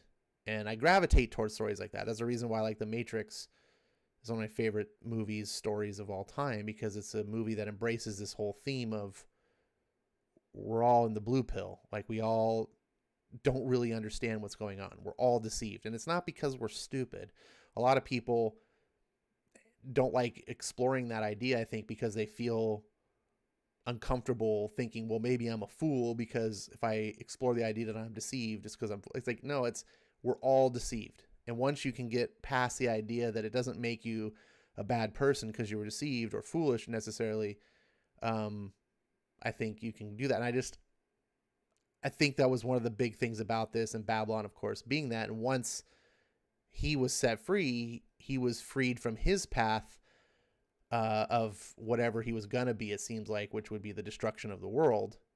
And he was able to be saved by the love of his mother and father. Which brings to me again, like, other nebulous themes, like, does love conquer death? That's why, death is dead. But finally, it seems like to me that Mao, she has this little thing about the end with, she's talking about love. And she kind of like learns that lesson. Like, that's what's important over all the other things. And of all the people to learn that lesson, it was her. And it was a nice landing.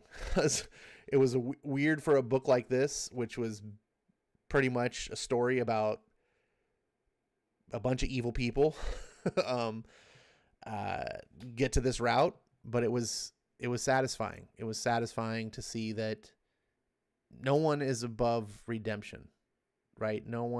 Everyone can turn around. You just have to be able to make that choice. And we could see so many were incapable of that. So many clung to that anger and hate and everything else that even when the opportunity is like, look, you don't have to continue on this path. They just like, nope, I'm gonna. And they, to the bitter end. And I think a lot of people are going to take their own things out of this book, maybe differently than I do. And that's the beauty of great writing like this. But I am so glad I was on for the ride. Like I said before, this is one of the absolute best complete works of a comic of this size that I've ever read. I expected it to be enjoyable when people were like recommending, all right, you guys love it, so there must be something there, but I don't expect I will relate to it as much as that was my cynical nature, but it won me over. I absolutely love this book. I am sorry for anyone that followed through with us. Not that you followed through, like not that you joined us. I'm happy that you're here, but I'm sorry that if you didn't read this ahead of time and didn't get to enjoy the purity of it all. At the risk of boring everyone to sleep further with my, I feel incompetent analysis. That was my feelings on the book. I would love to hear anyone else's feelings on the book. Skip, I'm going to hand it back over to you. Man.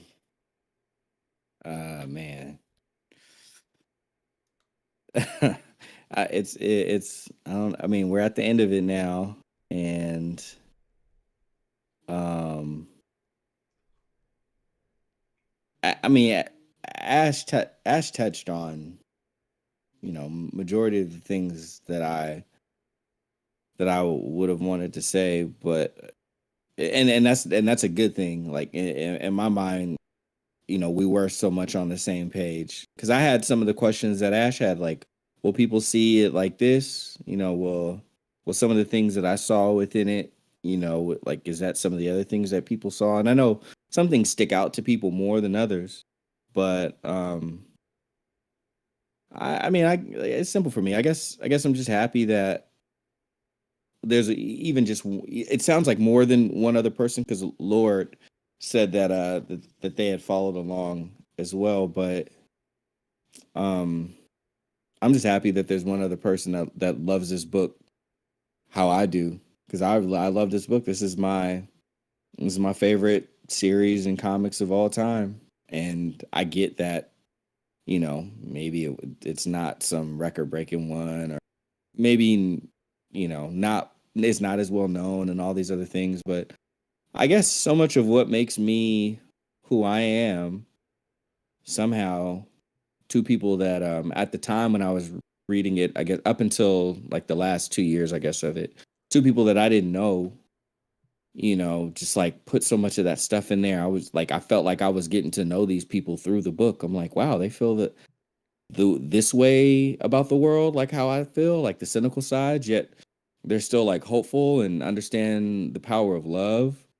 And this world's need for love, the way that I feel like this world needs love. And like and then like they like, wow, I like the way that they like action, and I like the way that they like to write dialogue and all these things. It was just it was so interesting to me that I felt like, almost felt like the book was written for me, even though they, at the time they didn't know who the hell is Skip and Tosh, like what the hell even is that, like, but they somehow, I guess me being selfish, I felt like they wrote it for me, but not just for me, for many people, any of the people who fell in love with it. They wrote it for Ash, they wrote it for Jimmy, they wrote it for Nalo, they wrote it for Lord, I guess everybody who loved it. So I knew that it was going to end, and I interviewed Nick Dragata a few years back, and on camera he said some things, and off camera he told me some more things, and I was like, Okay, cool. And he assured me that the ending was like really good and fitting. And so I guess maybe that's part of the reason too. Like I was like, oh, okay, it's ending. I remember he said like, nah, like we know the ending. The ending is good. He's like, it's good. And I was like, I guess that kind of took away most of the worries I had about it because I kind of had known I was in. I even told him. I know you probably won't, but like I do want to take the journey. I want to take the journey. I want to find out like everyone else did. And I remember that I don't know how, but there wasn't like there wasn't a 45. I forgot how I ended up getting a floppy of 45, but like I didn't every other one like after whatever I 20 something I got after that and there wasn't a 45. And Ben, who we used to record my very first comic book podcast, he I don't know what he had to do to get me a 45. Maybe someone else didn't get one, but I was like, Ben, I went everywhere else and I didn't want to have to call you with 45s like and he was like, I don't have them, but I have one for you. And I went down there and I got it, man. I just remember reading it and I just closed it on the last page. I just read it all and I just closed it. I just kind of looked up and I just smiled. And I don't know what it is about. I think this book probably made me feel better about endings to stories. And like when a story has a good ending, before I used to be like, I don't want it to end. I don't want it to end. And I don't know, after this, I never really felt that way anymore. I mean, like I guess that says a lot. Anyway, I know I'm rambling. I don't really know what else to add. I could talk about this book forever and maybe say things that matter and maybe say things that don't really matter. All I could tell y'all is this book just touched me and it's my Nick Dragata in this process became my favorite artist. Jonathan Hickman was already one of my favorite writers, but this solidified it as like my favorite modern day writer. His dialogue in this is just second to none. And I don't know, man. The story speaks for itself. I'm not gonna do a good job at wrapping it up. So You're doing fine, man. This is all about perspectives, and it's just, speaking for myself, I just find it fascinating to see how it spoke to other people, whether I agree, whether I relate to that or I don't. That I like seeing or hearing, you tell me what moved you, what made it matter to you, how it spoke to you. Because, obviously I know how it did to me. And I can also understand too how you feel like I just feel like I was stumbling over my words to try to do it justice, and it's tough. But I do have to say, I love that the book had the ending that it did. I was very worried about what was going on. I was like, this is a story about just evil and all consuming, and I feel like the ending is going to be very dark and bleak and just like, and that would be fitting for a story where it was going. It would have been fitting if like, oh, evil just consumes itself in the end. And I'd been like, oh, okay. Yeah. But is that happy? Is that, not that every story has to be happy. And this story is not even really happy as it is, but I guess just speaking for myself, and I have my own personal beliefs in life, religious beliefs, things like that. And one of those beliefs, one of the most powerful beliefs I have, is that the meaning of life is love.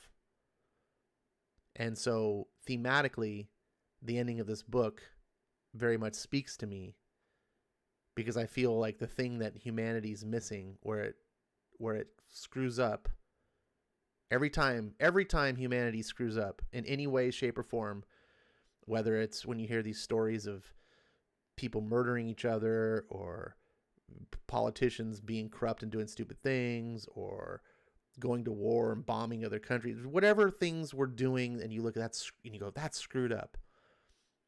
The answer in my mind is always because we're missing out on love.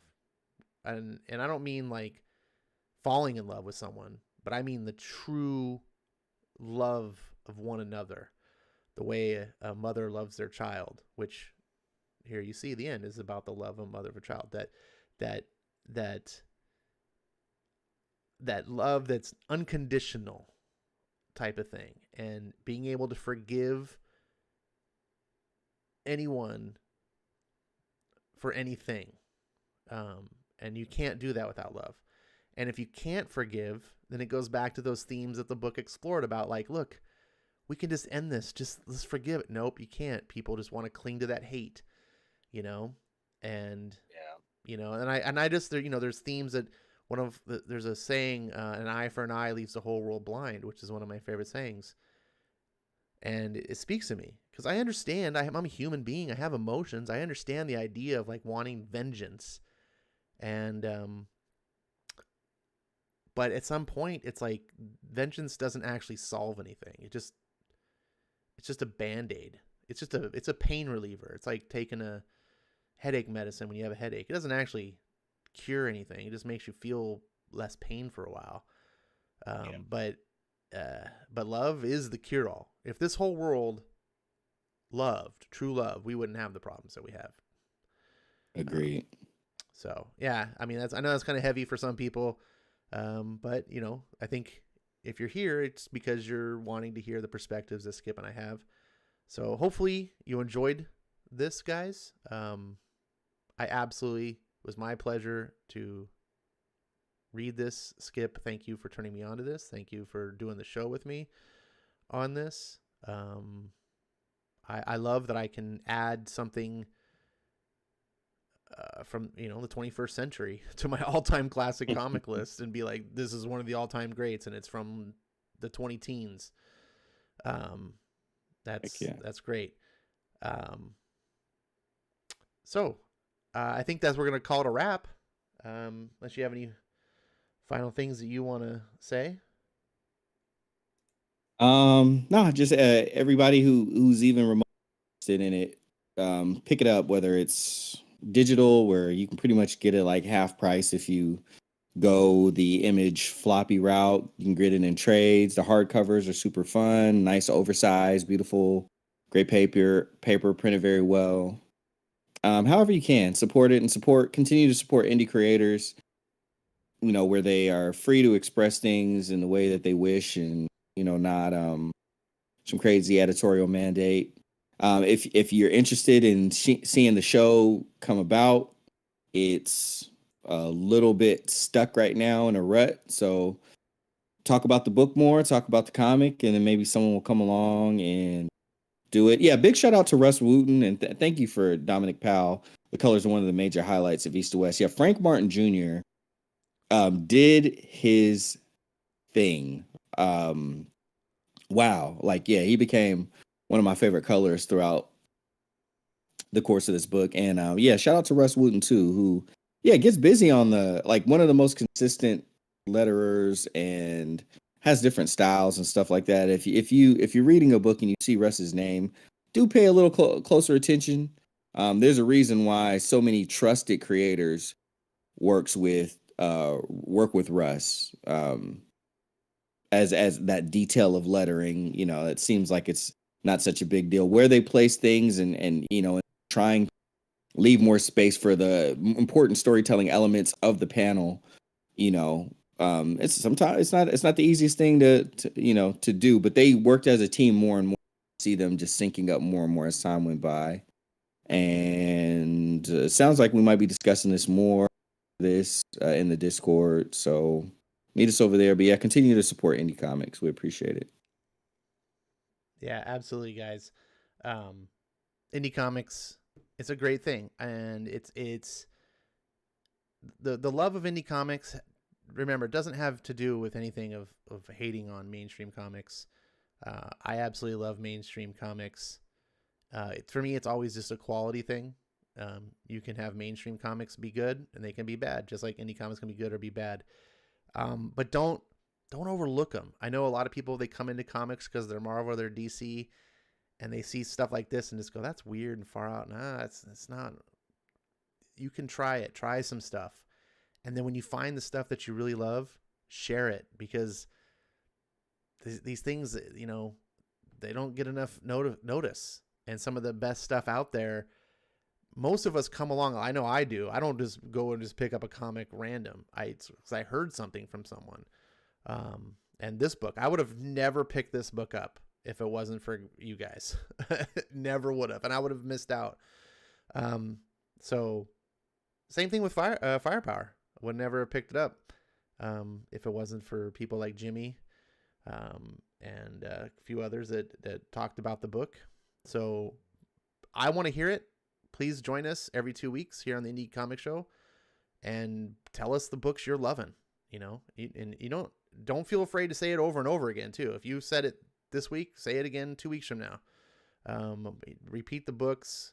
Sometimes you have to say #read Hawkman for 29 issues until it gets canceled to get people to read it, because sometimes people are stubborn. I know I am. So I'm going to say thank you for joining us. We're going to end this stream. And Skip, any final words? Just thanks everyone for being patient and hanging out with us as the show developed and as we went through this book. And we'll see you in a few weeks. Heck yeah. Happy 10th episode. That's a big milestone for us. Yeah, happy 10th, man. Thank 10th. you. We're okay. So those of you who are on the Discord, come on over and chat with us if you want for a little bit. And Jimmy will be over there. He's a big draw. He's got a big show. He's going to be what was he doing? He was doing a show with someone. Oh yeah, our boy Joe on his new book. He can give you information on that there. We're done. We're out of here. Join us in 2 weeks. Adios.